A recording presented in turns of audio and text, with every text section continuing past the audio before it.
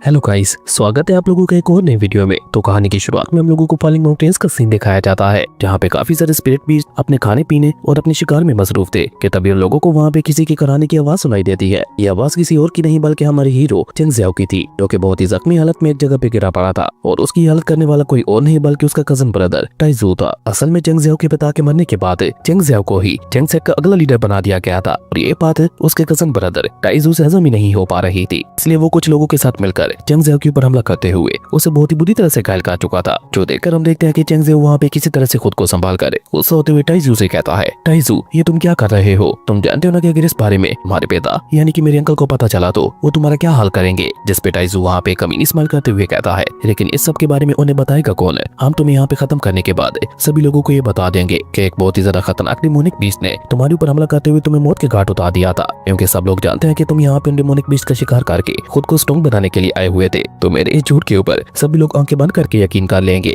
ये कहकर जैसे ही टाइजू वहाँ पे चेंग ज़ियाओ के ऊपर जानलेवा हमला करने के लिए आगे बढ़ता है तो हम देखते हैं कि चेंग ज़ियाओ वहाँ पे बहुत ही चालाकी के साथ अपने पास एक डगर को बाहर निकालकर टाइजू के ऊपर हमला करते हुए उसे वहाँ पे पीछे हटने के लिए मजबूर कर देता है और खुद वो वहाँ पे इस मौके का फायदा उठाकर बहुत ही तेजी के साथ भागने लगा था। जो देखकर टाइजू गुस्सा होकर वहाँ पे अपने लोगों को आदेश देते हुए कहता है, तुम लोग यहाँ पे खड़े खड़े मेरा मुंह क्या देख रहे हो? जल्दी से जाकर पकड़ो उसे। अगर फिर भी वो तुम लोगों के हाथ में ना आए तो बेशक उसे जान से मार देना। उसके बाद हम देखते हैं कि टाइजू के वो लोग वहाँ पे चेंग ज़ियाओ के पीछे पड़ जाते हैं। हालांकि हम देखते हैं कि चेंग ज़ियाओ वहाँ पे बहुत ही तेजी के साथ मूव करता हुआ उन लोगों से अपनी जान बचाते हुए भागता जा रहा था कि तभी अचानक से वो दोनों कल्टीवेटर्स वहाँ पे अपने कंबाइन अटैक से चेंग ज़ियाओ के ऊपर एक बहुत ही ज्यादा खतरनाक हमला कर देते हैं, जिसके चलते हम देखते हैं कि वहाँ पे एक बहुत ही ज्यादा बड़ा एनर्जी ब्लास्ट हो गया था। और उस ब्लास्ट को देखकर टाइजू भी वहाँ पे काफी ज्यादा खुश दिखाई दे रहा था, क्योंकि उसे वहाँ पे लग रहा था कि अब तो चेंग ज़ियाओ का खेल पक्का खत्म हो गया होगा। लेकिन जब उस ब्लास्ट की वजह से पहला वो धुआं वहाँ पे खत्म होता है तो उन सभी लोगों की नजर वहाँ पे अंकल चेंगशन के ऊपर पड़ती है, जिसने बिल्कुल एंड समय पे बीच में आते हुए चेंग ज़ियाओ को वहाँ पे मरने से बचा लिया था। अंकल चेंगशन को बीच में आते हुए देखकर जहाँ एक तरफ चेंग ज़ियाओ बहुत ही ज्यादा खुश दिखाई दे रहा था तो वहीं दूसरी तरफ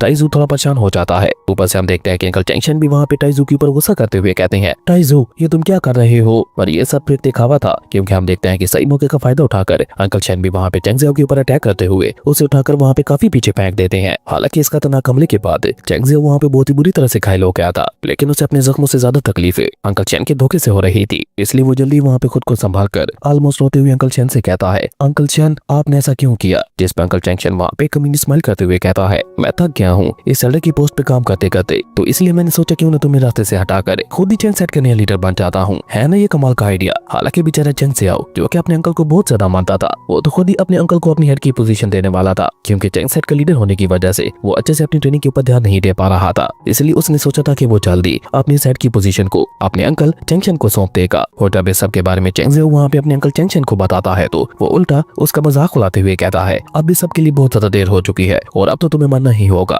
क्योंकि आज अगर मैं तुम्हें यहाँ पे जिंदा छोड़ देता हूँ तो मेरी अपनी जान खतरे में पड़ जाएगी। पर तुम चिंता मत करो, तुम्हारे मरने के बाद मैं तुम्हारी याद में एक बहुत ही ग्रैंड फ्यूनरल रखूंगा। लेकिन अपने अंकल की ये बात सुनकर हम देखते हैं कि चेंग ज़ियाओ को वहाँ पे इतना ज्यादा गुस्सा आ जाता है कि वो वहाँ पे अपना पूरा दम लगाकर अपनी सारी एनर्जी को इकट्ठा करते हुए अपने अंकल चेंगशन के ऊपर एक बहुत ही ज्यादा खतरनाक अटैक कर चुका था। लेकिन क्योंकि उसके अंकल चेंग ज़ियाओ से बहुत ही ज्यादा पावरफुल थे तो इसलिए हम देखते हैं कि वो वहाँ पे बहुत ही आसानी के साथ चेंग ज़ियाओ के अटैक को रोकते हुए उल्टा उसे उठाकर वहाँ पे दोबारा से पीछे की तरफ फेंक देते हैं, जिसके साथ ही हम देखते हैं कि चेंग ज़ियाओ को वहाँ पे एहसास हो जाता है कि वो अपने अंकल का मुकाबला नहीं कर सकता, इसलिए वो वहाँ से भागने का डिसाइड करता है। लेकिन जैसे वो वहाँ पे भागने की कोशिश करता है तो तभी टाइजू वहाँ पे अपने बोन एरो का इस्तेमाल करके पीछे से वहाँ पे चेंग ज़ियाओ के ऊपर एक बहुत ही ज्यादा खतरनाक अटैक करते हुए उसे वहीं पे गिरा देता है और उसका वो बोन एरो चेंग ज़ियाओ की बॉडी के हर पार जाते हुए उसे वहीं पे मौत के घाट उतार चुका था। जो देखकर अंकल चेंग वहाँ पे एक सोल्जर को आदेश देते हुए कहता है, जाकर उसकी पल्स को चेक करो। अंकल चेंग के आदेश के मुताबिक एक सोल्जर जब आगे बढ़कर जाकर उसकी पल्स को चेक करता है तो चेंग ज़ियाओ की पल्स नहीं चल रही थी, यानी कि वो मारा गया था। जो जानकर तो हम देखते हैं कि अंकल चेंग वहाँ पे काफी ज्यादा खुश हो जाता है और वहाँ पे मौजूद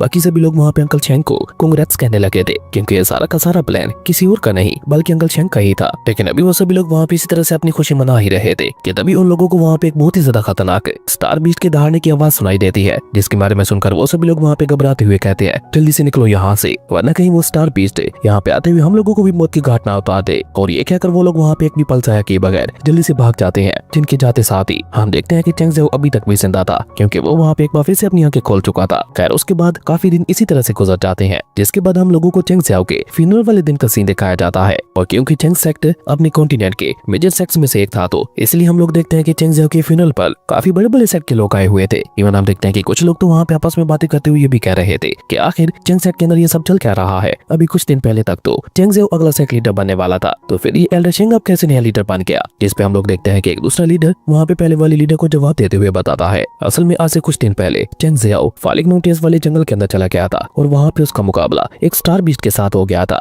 जिसके चलते उसकी वहीं पे मौत हो गई और इस तरह चेंग शेंग अगला सेक्ट लीडर बन गया। जबकि हम देखते हैं कि पीछे की तरफ कुछ लोग तो वहाँ पे आपस में बातें करते हुए ये भी कह रहे थे कि जरूर से ये चेंग शेंग का प्लान होगा, उसी ने अपने भतीजे चेंग ज़ियाओ को जान से मरवाया होगा ताकि वो अगला सेक्ट लीडर बन सके। उस लीडर की ये बात सुनकर हम देखते हैं कि एक दूसरा लीडर उसे वहाँ पे जवाब देते हुए बताता है, भले ही आपका कहना ठीक है, लेकिन आपको तो पता ही होगा कि चेंग सेक्ट कितना ज्यादा स्ट्रॉन्ग है, इसलिए हम लोग क्या कर भी शेंग के खिलाफ नहीं जा सकते। और ऊपर से उसका बड़ा बेटा जो कि बॉडी रेलम को भी अचीव कर चुका है, अब वो सिटी में वापस आ जाएगा तो वो सिटी का सबसे पावरफुल कल्टीवेटर होगा, जिसके चलते चेंग सेक्ट और भी ज्यादा स्ट्रॉन्ग बन जाएगा। खैर उसके बाद हम देखते हैं कि शेंग के नया लीडर बनने की सेरेमनी शुरू हो जाती है और वो वहाँ पे एक बहुत ही कूल तरीके की एंट्री लेने के बाद सभी लोगों का स्वागत करते हुए कहता है, मैं आज यहाँ पे सभी लोगों के सामने कसम खाकर कहता हूँ कि मैं अपने चेंग सेक्ट को एक अलग ही ऊंचाइयों पर लेके जाऊंगा और साथ ही साथ मुझे अपने भतीजे चेंग ज़ियाओ की मौत का भी बहुत ज्यादा दुख है, पर आप लोग चिंता मत कीजिए, मैं अपने बड़े भाई और अपने भतीजे चेंग ज़ियाओ की ख्वाहिश को जरूर पूरा करूंगा। वो लोग चाहते थे कि मैं अगला लीडर बनूं, इसलिए मैं चेंग सेक्ट का अगला लीडर बनकर चेंग सेक्ट को और भी ज्यादा ऊंचाइयों पर ले जाऊंगा। पर अगर फिर भी आप लोगों में से किसी को इस बात से आपत्ति हो रही है तो आप सभी लोग भी अपना पॉइंट ऑफ व्यू यहाँ पे सभी लोगों के सामने रख सकते हैं। चेंग शेंग की ये बात सुनकर हम देखते हैं कि वहाँ पे सेरेमनी में मौजूद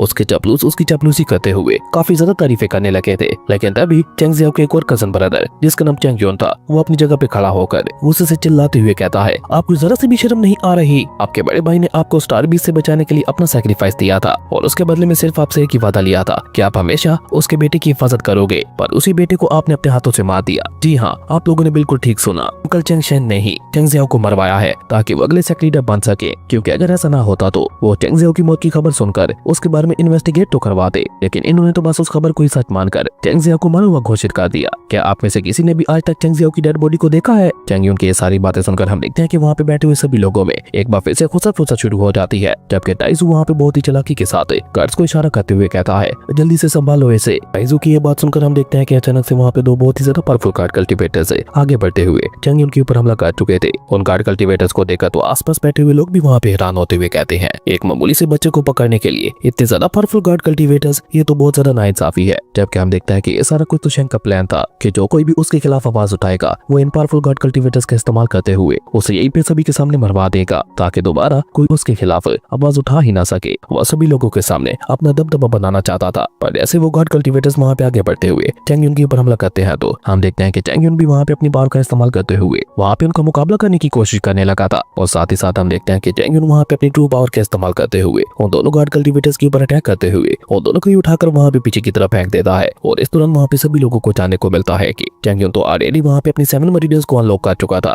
यानी कि अगर वो चाहता तो बहुत ही आसानी के साथ उन दोनों गार्ड कल्टीवेटर्स को वहाँ पे मौत के घाट उतार सकता था। चेंग यून की ऐसी कमाल की पावर को देखकर हम देखते हैं कि टाइजू भी वहाँ पे आगे बढ़कर सभी को अपना कल्टीवेशन लेवल शो करते हुए चेंग यून के साथ फाइट करना शुरू कर देता है, पर हम देखते हैं कि वो वहाँ पे जाकर भी चेंग यून का मुकाबला नहीं कर पा रहा था। तभी ज़ाओ क्लैन का एल्डर वहाँ पे आगे बढ़कर ना सिर्फ वहाँ पे उन दोनों के दरमियान फाइट रुकवा देता है, बल्कि उसी के साथ साथ वो वहाँ पे चेंग यून के ऊपर एक बहुत ही ज्यादा खतरनाक अटैक करते हुए उसे वहाँ पे घायल भी कर चुका था। और ये सब कुछ वो वहाँ पे इसलिए कर रहा था ताकि वो चेंग सेट के साथ अपनी दोस्ती को और भी ज्यादा आगे बढ़ा सके। और इस मौके का फायदा उठाकर हम देखते हैं कि टाइजू जल्दी से वहाँ पे अपनी सोट को बाहर निकाल कर जैसे चेंग यून के ऊपर जानलेवा हमला करने के लिए आगे बढ़ता है, तो तभी अचानक से वहाँ पे उसके ऊपर एक बहुत ज्यादा खतरनाक अटैक होता है, जिसके चलते टाइजू और वो वहाँ से काफी पीछे जा गिरा था। और इसके साथ ही हम देखते हैं कि वहाँ पे एंट्री होती है एक बार फिर से हमारे हीरो चेंग ज़ियाओ की, जो कि वहाँ पे एक स्टार बीस्ट के साथ बहुत ही कूल तरीके की एंट्री लेता है। और आते साथ ही वो वहाँ पे गुस्से से चिल्लाते हुए कहता है, किसकी हिम्मत हुई मेरे कजन ब्रदर के ऊपर अटैक करने की। वहीं चेंग ज़ियाओ को जिंदा देखकर ना सिर्फ वहाँ पे चेंग शेंग को एक बहुत बड़ा झटका लगता है, बल्कि उसी के साथ साथ हम देखते हैं कि टाइजू भी वहाँ पे हैरान होते हुए कह रहा था, क्या तुम अभी तक भी जिंदा हो? जिस पे चेंग ज़ियाओ वहाँ पे लोगों को जवाब देते हुए कहता है, हाँ, और आपके चेहरों को देखकर लग नहीं रहा कि मुझे जिंदा देखकर आप लोगों को ज्यादा खुशी हो रही है। और ये कहकर चेंग ज़ियाओ वहाँ पे अपने चेंग सेट के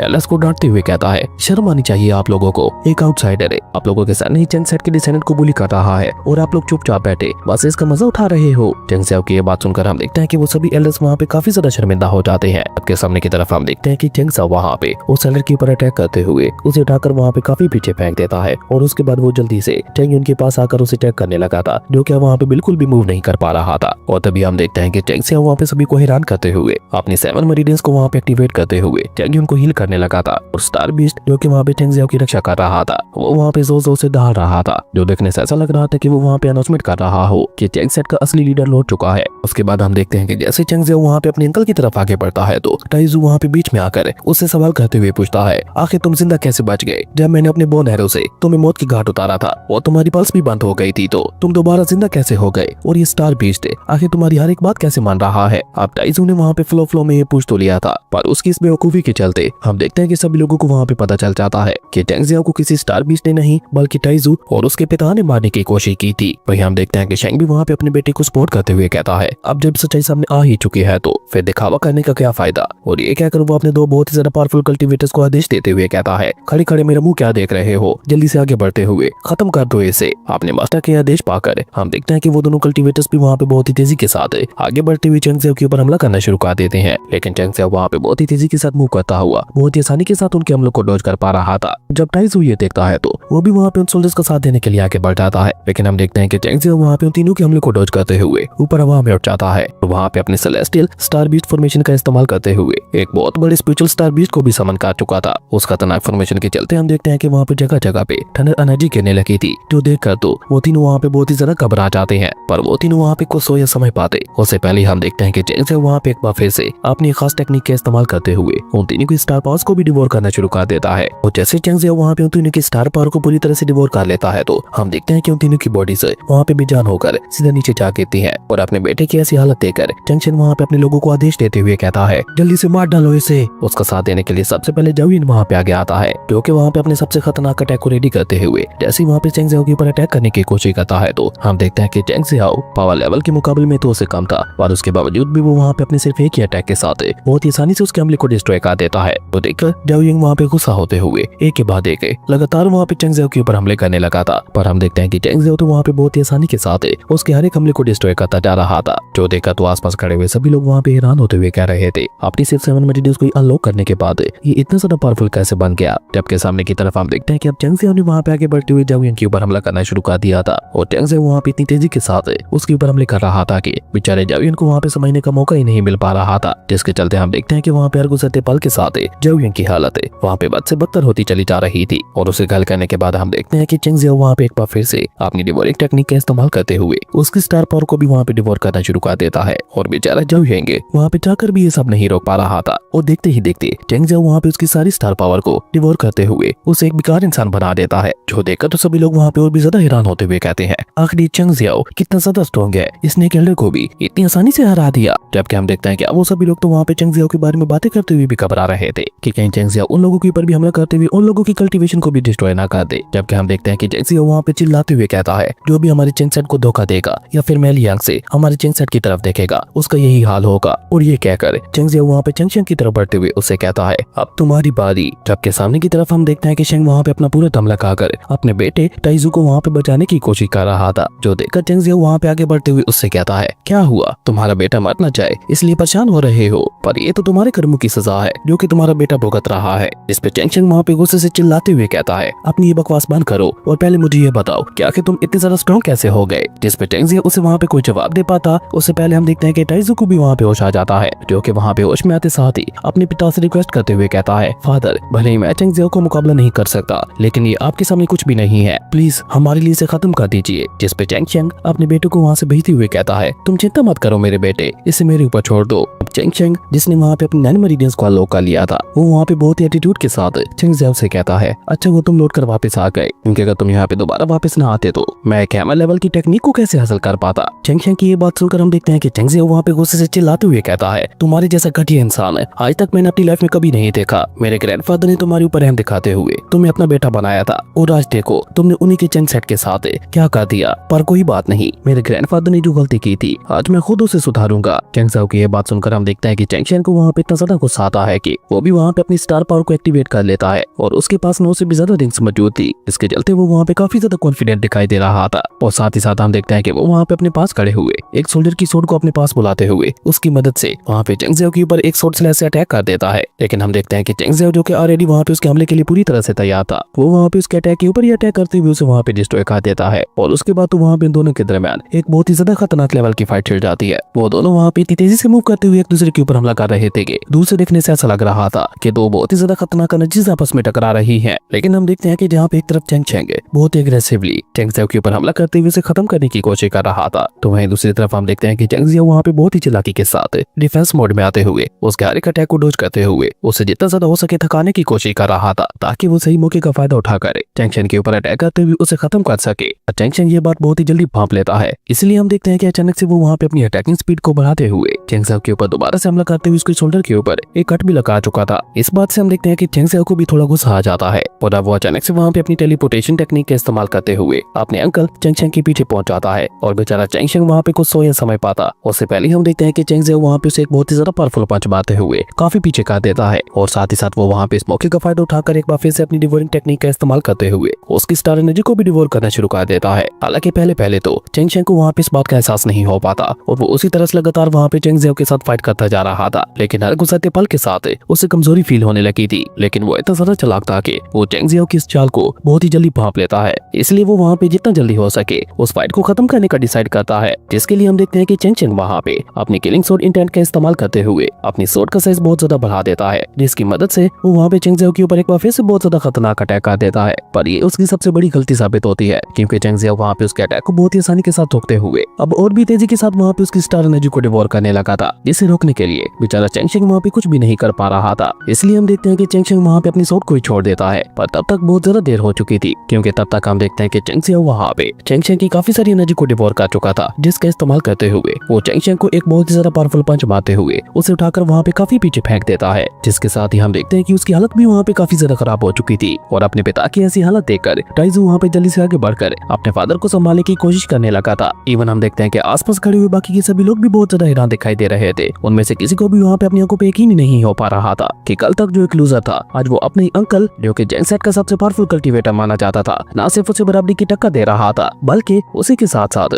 वो उसे वहाँ पे बहुत बुरी तरह से हरा भी चुका था। जबकि सामने की तरफ हम देखते हैं कि चेंग ज़ियाओ वहाँ पे अपनी चेंग फैमिली के एंसेस्टर्स की नेम प्लेट्स के सामने खड़ा होकर उन्हें वहाँ पे ग्रीट करते हुए कहता है, मैं आज आपके लिए इस गद्दार को अपने फैमिली रूल्स के हिसाब से सजा दूंगा और इसके गुनाह इतने ज्यादा बड़े हैं कि इसे सिर्फ और सिर्फ मौत की सजा दी जा सकती है। चेंग ज़ियाओ की ये बात सुनकर हम देखते हैं कि चेंग चेंग गुस्सा होकर वहाँ पे चिल्लाते हुए कहता है, तुम होते कौन हो मुझे मौत की सजा देने वाले? क्या तुम मेरे बड़े बेटे के बारे में भूल गए? अगर उसे सब के बारे में पता चला तो वो तुम्हारे साथ साथ तुम्हारी पूरी चेंग सेट को डिस्ट्रॉय कर देगा। चेंग चेंग की ये बात सुनकर हम देखते हैं कि बाकी के एल्डर्स भी वहाँ पे उसे सपोर्ट करते हुए कहते हैं, ये बिल्कुल ठीक कह रहा है, हम सभी लोग मिलकर भी इसके बड़े बेटे का मुकाबला नहीं कर सकते, इसलिए बेहतर ये होगा कि आप अपना फैसला वापस ले लो। जिस पे चेंग ज़ियाओ उन्हें वहाँ पे जवाब देते हुए बताता है, पहली ये बात है, मैं इसके बड़े बेटे से बिल्कुल भी नहीं डरता, क्योंकि मैं तुम लोगों की तरह डरपोक नहीं हूँ, और दूसरी ये बात है, किसने कहा कि मैं इन्हें मारने वाला हूँ? चेंग ज़ियाओ की ये बात सुनकर हम देखते हैं कि सभी लोग वहाँ पे कंफ्यूज होते हुए चेंग ज़ियाओ को देखने लगे थे। जबकि सामने की तरफ हम देखते हैं कि चेंग ज़ियाओ वहाँ पे अपनी फॉरबिडन डिवोरिंग टेक्निक का इस्तेमाल करते हुए उन दोनों बाप बेटे की स्टार एनर्जी को डिवोर करना शुरू कर देता है, जहाँ पे वो सिर्फ टाइजू की एनर्जी को डिवोर ही करता है, लेकिन चेंग चेंग की एनर्जी को डिवोर करने के साथ साथ वो वहाँ पे उसकी कल्टीवेशन को भी डिस्ट्रॉय कर चुका था, यानी कि वो पूरी तरह से एक यूजलेस पर्सन बन गया था। जिसके बाद चेंग ज़ियाओ वहाँ पे कुछ सोल्जर्स को आदेश देते हुए कहता है, जाओ और जाकर इन लोगों को काल कोठरी के अंदर बंद कर दो। जिनके जाने के बाद हम देखते हैं कि चेंग ज़ियाओ वहाँ पे अपनी फैमिली के लोगों का हौसला बढ़ाते हुए कहता है, जब तक मैं जिंदा हूँ तुम सभी लोगों को किसी से घबराने की कोई भी जरूरत नहीं है। चेंग ज़ियाओ की ये बात सुनकर हम देखते हैं कि सभी लोग भी उसे वहाँ पे एडमायर करने लगे थे। उसके बाद सीन चेंज होता है और हम लोगों को सीधा वहाँ पे रात का सीन दिखाया जाता है, जहाँ पे चेंग ज़ियाओ बात लेते हुए अपने पास्ट के बारे में याद कर रहा था, जिस दिन उसके अंकल चेंग चेन और उसके बेटे ने उसके ऊपर हमला किया था। उन लोगों के वहाँ से चले जाने के बाद चेंग ज़ियाओ जख्मी हालत में खुद को स्टार बीस्ट से बचाने के लिए जंगल में आगे बढ़ता चला जा रहा था। पर स्टार डिवोरिंग बीस्ट की एक खास एबिलिटी होती है, वो दूर से किसी की भी स्टार एनर्जी को डिवोर कर सकते हैं, और वो स्टार बीस्ट भी वहाँ पे चेंग ज़ियाओ के साथ बिल्कुल ऐसा ही कर रहा था। इसलिए हम देखते हैं कि चेंग ज़ियाओ वहाँ पे अपना पूरा दम लगाकर जितना ज्यादा हो सके खुद को स्टार बीस्ट से दूर ले जाने की कोशिश कर रहा था, और इसी तरह भागते भागते हम देखते हैं कि अचानक से वो वहाँ पे लड़खड़ाते हुए वहीं पे गिर जाता है, जिसके चलते हम देखते हैं कि वो स्टार बीस्ट वहाँ पे उसके और भी ज्यादा करीब आ गया था। जो देखकर चेंग ज़ियाओ भी वहाँ पे बिल्कुल समय जाया ना करते हुए जल्दी से वहाँ पे अपने पास मौजूद रिवर के अंदर जंप लगा देता है, क्योंकि उसके पास खुद को बचाने का और कोई भी रास्ता नहीं था।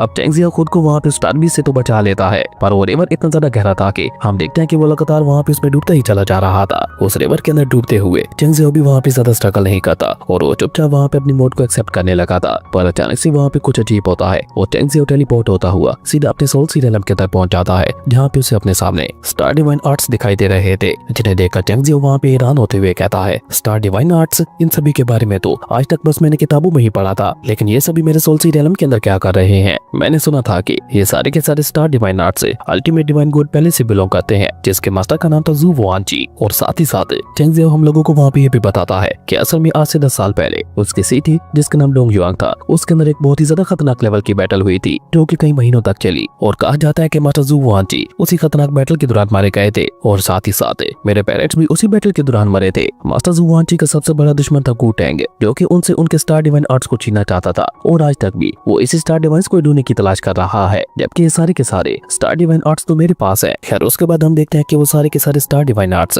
आपस में मैच होते हुए एक स्क्रॉल का रूप ले लेते हैं, जो कि ऑटो सीधा वहाँ पे चेंग जियो के हाथों में आ जाता है, जिससे जब चेंग जियो खोल कर देखता है तो उसमें 12 के 12 स्टार डिवाइन आर्ट्स के पैटर्न्स बने हुए थे, जिन्हें देखकर चेंग जियो वहाँ पे अपना दिमाग लगाते हुए कहता है, तो इसका मतलब है कि मैं एक एक करके इन सभी स्टार डिवाइन आर्ट्स को सीख सकता हूँ, लेकिन मैं पहले कौन सा सीखूं? लेकिन अभी चेंग जियो वहाँ पे खड़ा होकर ये सबको सोच ही रहा था कि तभी हम देखते हैं कि स्टार बीस्ट की पावर अचानक से खुद ब खुद ही एक्टिवेट होते हुए चेंग जियो की बॉडी के अंदर चली जाती है, जिसका मेन कारण ये था कि अभी थोड़ी देर पहले एक स्टार बीस्ट उसके पीछे पड़ा हुआ था। अब ये अंदाजा लगाने के बाद हम देखते हैं कि चेंग जियो वहाँ पे एक बार फिर से अपना दिमाग लगाते हुए कहता है, तो इसका मतलब है कि अगर मुझे बाकी के भी 11 स्टार डिवाइन आर्ट्स को सीखना है तो मुझे इन सारे बीस्ट को भी पकड़ना होगा। ये काम है तो बहुत ज्यादा मुश्किल, लेकिन इसे करने में काफी ज्यादा मजा आने वाला है। खैर उसके बाद हम देखते हैं कि चेंग जियो वहाँ पे बहुत ही कूल तरीके के साथ उस रिवर से बाहर आते हुए अपने स्टार डिवाइन आर्ट का इस्तेमाल करते हुए उस स्टार बीस्ट को भी वहाँ पे अपना पेट बना चुका था। और उसके बाद क्या हुआ ये तो आपको पता ही है। उसके बाद सीन चेंज होता है और हम लोगों को प्रेजेंट का सीन दिखाया जाता है, जहाँ पे चेंग जियो सीरियस होते हुए खुद से ही कह रहा था, मुझे जितना जल्दी हो सके खुद को और भी ज्यादा पावरफुल बनाना होगा। खैर उसके बाद एक बार फिर से सीन चेंज होता है और हम लोगों को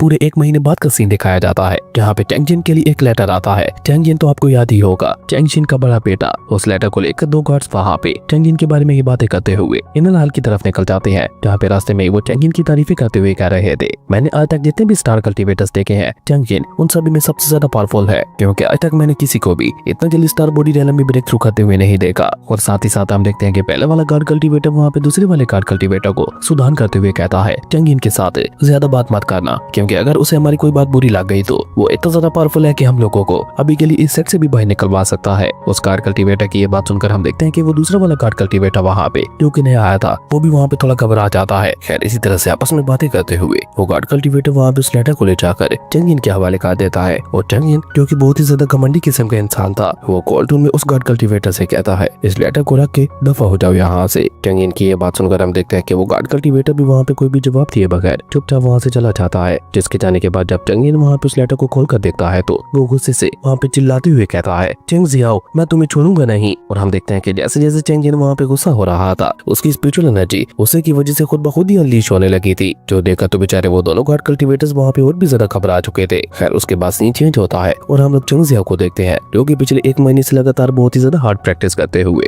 अपनी 9 मेरिडियंस को अनलॉक कर चुका था। जिसके साथ ही हम देखते हैं कि वो हाफ स्टेप पे स्टार बॉडी रेलम में भी ब्रेक थ्रू कर चुका था। पर इतना सब हो जाने के बावजूद भी हम देखते हैं कि चेंग जियाओ वहाँ पे ज्यादा खुश दिखाई नहीं दे रहा था, क्योंकि वो जानता था कि अगर उसे चेंग जिन का मुकाबला करना है तो उसे जितना जल्दी हो सके खुद को और भी ज्यादा पावरफुल बनाना होगा। अब चेंग जियाओ के पास आगे 2 रास्ते थे। पहला तो वो अपनी बॉडी रिफाइनिंग टेक्निक का इस्तेमाल करते हुए अपनी सभी मेरिडियंस को मर्ज कर देता, जिससे उसका कल्टीवेशन लेवल बहुत ज्यादा बढ़ जाता। लेकिन आज तक की कल्टीवेशन की हिस्ट्री में ऐसा बहुत ही कम लोग कर पाए हैं, इसलिए ये करना चेंग जियाओ के लिए बहुत ज्यादा मुश्किल होने वाला था। जबकि उसके पास दूसरा रास्ता था अपने स्टार डिवाइन आर्ट को सीखने के लिए एक और बीस्ट की तलाश करना। पर क्योंकि घर रहते रहते चेंग जियाओ वहाँ पे उस बीस्ट की तलाश नहीं कर सकता था, इसलिए वो अपनी फैमिली की सारी जिम्मेदारी चेंग जिन को सौंप कर खुद जंगल की तरफ निकल जाता है। जंगल में जाने से पहले वो डोंगयान सिटी की एक मार्केट के अंदर चला जाता है और चेंग जियाओ उस मार्केट के अंदर सरेआम अपने स्टार बीस्ट के ऊपर बैठा घूम रहा था, जिसके चलते हम देखते हैं कि मार्केट के अंदर फिर रहे सभी लोगों का ध्यान वहाँ पे चेंग जियाओ की तरफ ही चला जाता है। इसी दौरान सेंग फैमिली के एक यंग मास्टर जिसका नाम सेंग फेंग था, वो सीधा वहाँ पे चेंग जियाओ के पास आकर उससे सवाल करते हुए पूछता है, मुझे तुम्हारी स्टार बीस्ट बहुत ज्यादा पसंद आ रहा है, तो तुम इसे कितने में बेचोगे? जिस पर चेंग जियाओ कॉल्टून में उसे वहाँ पे सीधा सीधा मना करते हुए कहता है, ये बिकाऊ नहीं है। चेंग जियाओ की ये बात सुनकर हम देखते हैं कि वो यंग मास्टर को वहाँ पे काफी ज्यादा गुस्सा आ जाता है और वो वहाँ पे बिना कुछ सोचे समझे सीधा आगे बढ़ते हुए चेंग जियाओ के ऊपर अटैक कर देता है। लेकिन चेंग जियाओ जो कि पहले से और भी ज्यादा पावरफुल बन चुका था, वो अपने सिर्फ एक ही हाथ के साथ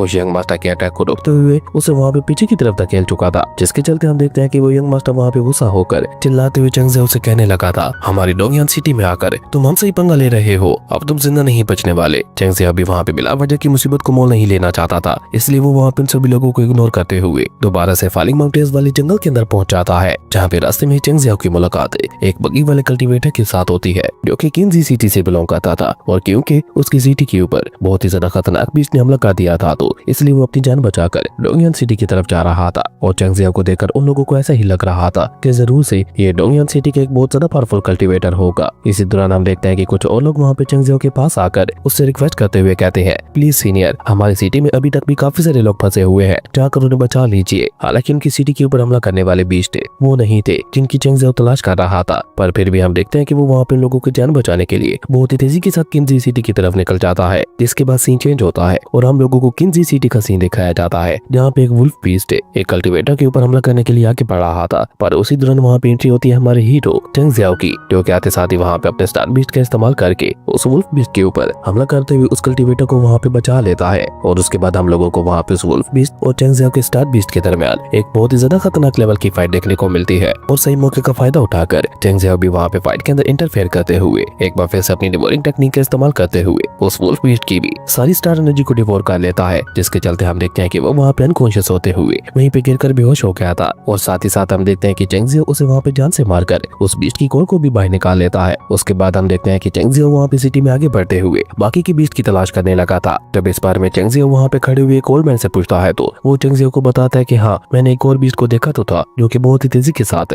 नॉर्थ की तरफ बढ़ गया, लेकिन उसके पीछे काफी सारे फाइटर्स पड़े हुए थे। ऐसा लग रहा था कि वो बीस्ट उन फाइटर्स के लिए बहुत ज्यादा खास है। उस ओल्ड मैन की ये बात सुनकर हम देखते हैं कि चेंग जियाओ वहाँ पे उसका शुक्रिया अदा करते हुए अपने स्टार बीस्ट के ऊपर बैठकर बहुत ही तेजी के साथ नॉर्थ की तरफ निकल जाता है। और जब चेंग जियाओ वहाँ से थोड़ा आगे बढ़ता है, तो उसे वहाँ पे देखने को मिलता है कि सेंग फैमिली का यंग मास्टर सेंग फेंग अपने गार्ड कल्टीवेटर्स के साथ मिलकर एक बीस्ट का शिकार कर रहा था। इवन हम देखते हैं कि उसका साथ देने के लिए वहाँ पे सेंगी नाम का भी एक कल्टीवेटर मौजूद था, जो देखकर चेंग जियाओ भी वहाँ पे आगे बढ़कर उन लोगों को रोकते हुए कहता है, रुक जाओ। चेंग जियाओ के रोकने की वजह से हम देखते हैं कि सेंगी वहाँ पे गुस्सा होकर चेंग जियाओ से सवाल करते हुए पूछता है, तुम होते कौन हो हम लोगों को रोकने वाले? जिस पे चेंग जियाओ उसे वहाँ पे कोई जवाब दे पाता। उससे पहले हम देखते हैं कि सेंगी वहाँ पे चेंग जियाओ को बहुत ही गौर से देखते हुए कहता है, तुम्हारी स्टार पावर तो काफी ज्यादा कमाल की है, और साथ ही साथ तुम्हारे पास एक स्टार सर्वाइवल में बीस्ट भी मौजूद है, जिसका मतलब है कि जरूर से तुम एक बहुत ही ज्यादा रिच फैमिली से बिलोंग करते होगे। पर बच्चे, ये जगह खेलने के लिए नहीं है, इसलिए चले जाओ यहाँ से। अब चेंग जियाओ भी वहाँ पे एक साथ दो इतने ज्यादा पावरफुल कल्टीवेटर्स को फाइट नहीं करना चाहता था, इसलिए वो वहाँ पे उनके साथ डील करते हुए कहता है, आप लोग ये स्टार टाइगर बीस्ट मुझे सौंप दो, और उसके बदले में मैं आप लोगों को एक और इससे भी ज्यादा पावरफुल बीस्ट का कोड देने को तैयार हूँ। पर क्योंकि ये भी आपके लिए काफी नहीं है, इसलिए मैं आपको इसके साथ 10 स्टार क्रिस्टल्स भी दूंगा। चेंग जियाओ की ये डील सुनकर सेंगी उसे वहाँ पे कोई जवाब दे पाता। उससे पहले हम देखते हैं कि यंग मास्टर सेंग फेंग वहाँ पे आगे बढ़कर गुस्सा होते हुए कहता है, तुम्हारी इतनी हिम्मत कि तुम हमारे साथ डील करो? क्या तुम हमारी पिछली मुलाकात के बारे में भूल गए? कैसे तुमने मेरी डील को ठुकरा कर मेरे ऊपर हमला किया था? और उसके बाद हम देखते हैं कि सेंग फेंग वहाँ पे सेंगी को सब कुछ बता देता है, जो जानकर तो सेंगी भी वहाँ पे काफी ज्यादा गुस्सा हो जाता है। पर फिर भी वो वहाँ पे आगे बढ़कर एक ईविल स्माइल करते हुए चेंग जियाओ से कहता है, मैं तुम्हारी डील को मानने को तैयार हूँ, लेकिन उसके लिए सबसे पहले तुम्हें मेरे भाई से माफी मांगनी होगी, और अपना ये स्टार डिवाइनिंग बीस्ट भी हमें देना होगा। और उसी के साथ साथ अपनी गलती के भुगतान के लिए तुम्हें अपने एक हाथ भी काट कर हमें देना होगा, ताकि तुम दोबारा ऐसी गलती कभी भी ना करो। अगर तुम ये सब कुछ करने के लिए तैयार हो तो मुझे भी तुम्हारी डील मंजूर है। सेंगी की ये बात सुनकर हम देखते हैं कि चेंग जियाओ भी गुस्से से वहाँ पे अपनी एनर्जी को अनलीश करते हुए कहता है, मुझे लगता है तुम लोग ऐसे नहीं मानने वाले, तुम लोगों को सबक सिखाना ही पड़ेगा। और ये कहकर जैसे चेंग जियाओ वहाँ पे अपनी स्टार पावर को एक्टिवेट करता है, तो सेंग फेंग वहाँ पे थोड़ा डरते हुए कहता है, बिग ब्रदर, अब आपको इसे संभालना होगा, क्योंकि मैं तो चाहकर भी इसका मुकाबला नहीं कर सकता। सेंग फेंग की ये बात सुनकर हम देखते हैं कि शेंगी भी वहाँ पे ईविल स्माइल करते हुए कहता है, चिंता मत करो, मैं अभी से कीड़े की तरह मसल देता हूँ। और ये कहकर वो वहाँ पे अपने एक बहुत ही ज्यादा खतरनाक अटैक का इस्तेमाल करते हुए चेंग जियाओ को नॉकआउट करने की कोशिश करता है। लेकिन हम देखते हैं कि चेंग जियाओ तो वहाँ पे उल्टा उसके अटैक के ऊपर ही अटैक करते हुए उसे बहुत ही आसानी के साथ डिस्ट्रॉय कर देता है, जो देखकर तो सेंगी भी थोड़ा सरप्राइज हो जाता है। पर साथ ही साथ हम देखते हैं कि वो वहाँ पे गुस्से से चिल्लाते हुए कहता है, अब आएगा ना असली मजा। और ये कहकर जैसे वो वहाँ पे अपना पूरा दम लगाकर एक और खतरनाक अटैक को रेडी करता है, तो इसी दौरान हम देखते हैं कि चेंग जियाओ भी वहाँ पे बहुत ही चालाकी के साथ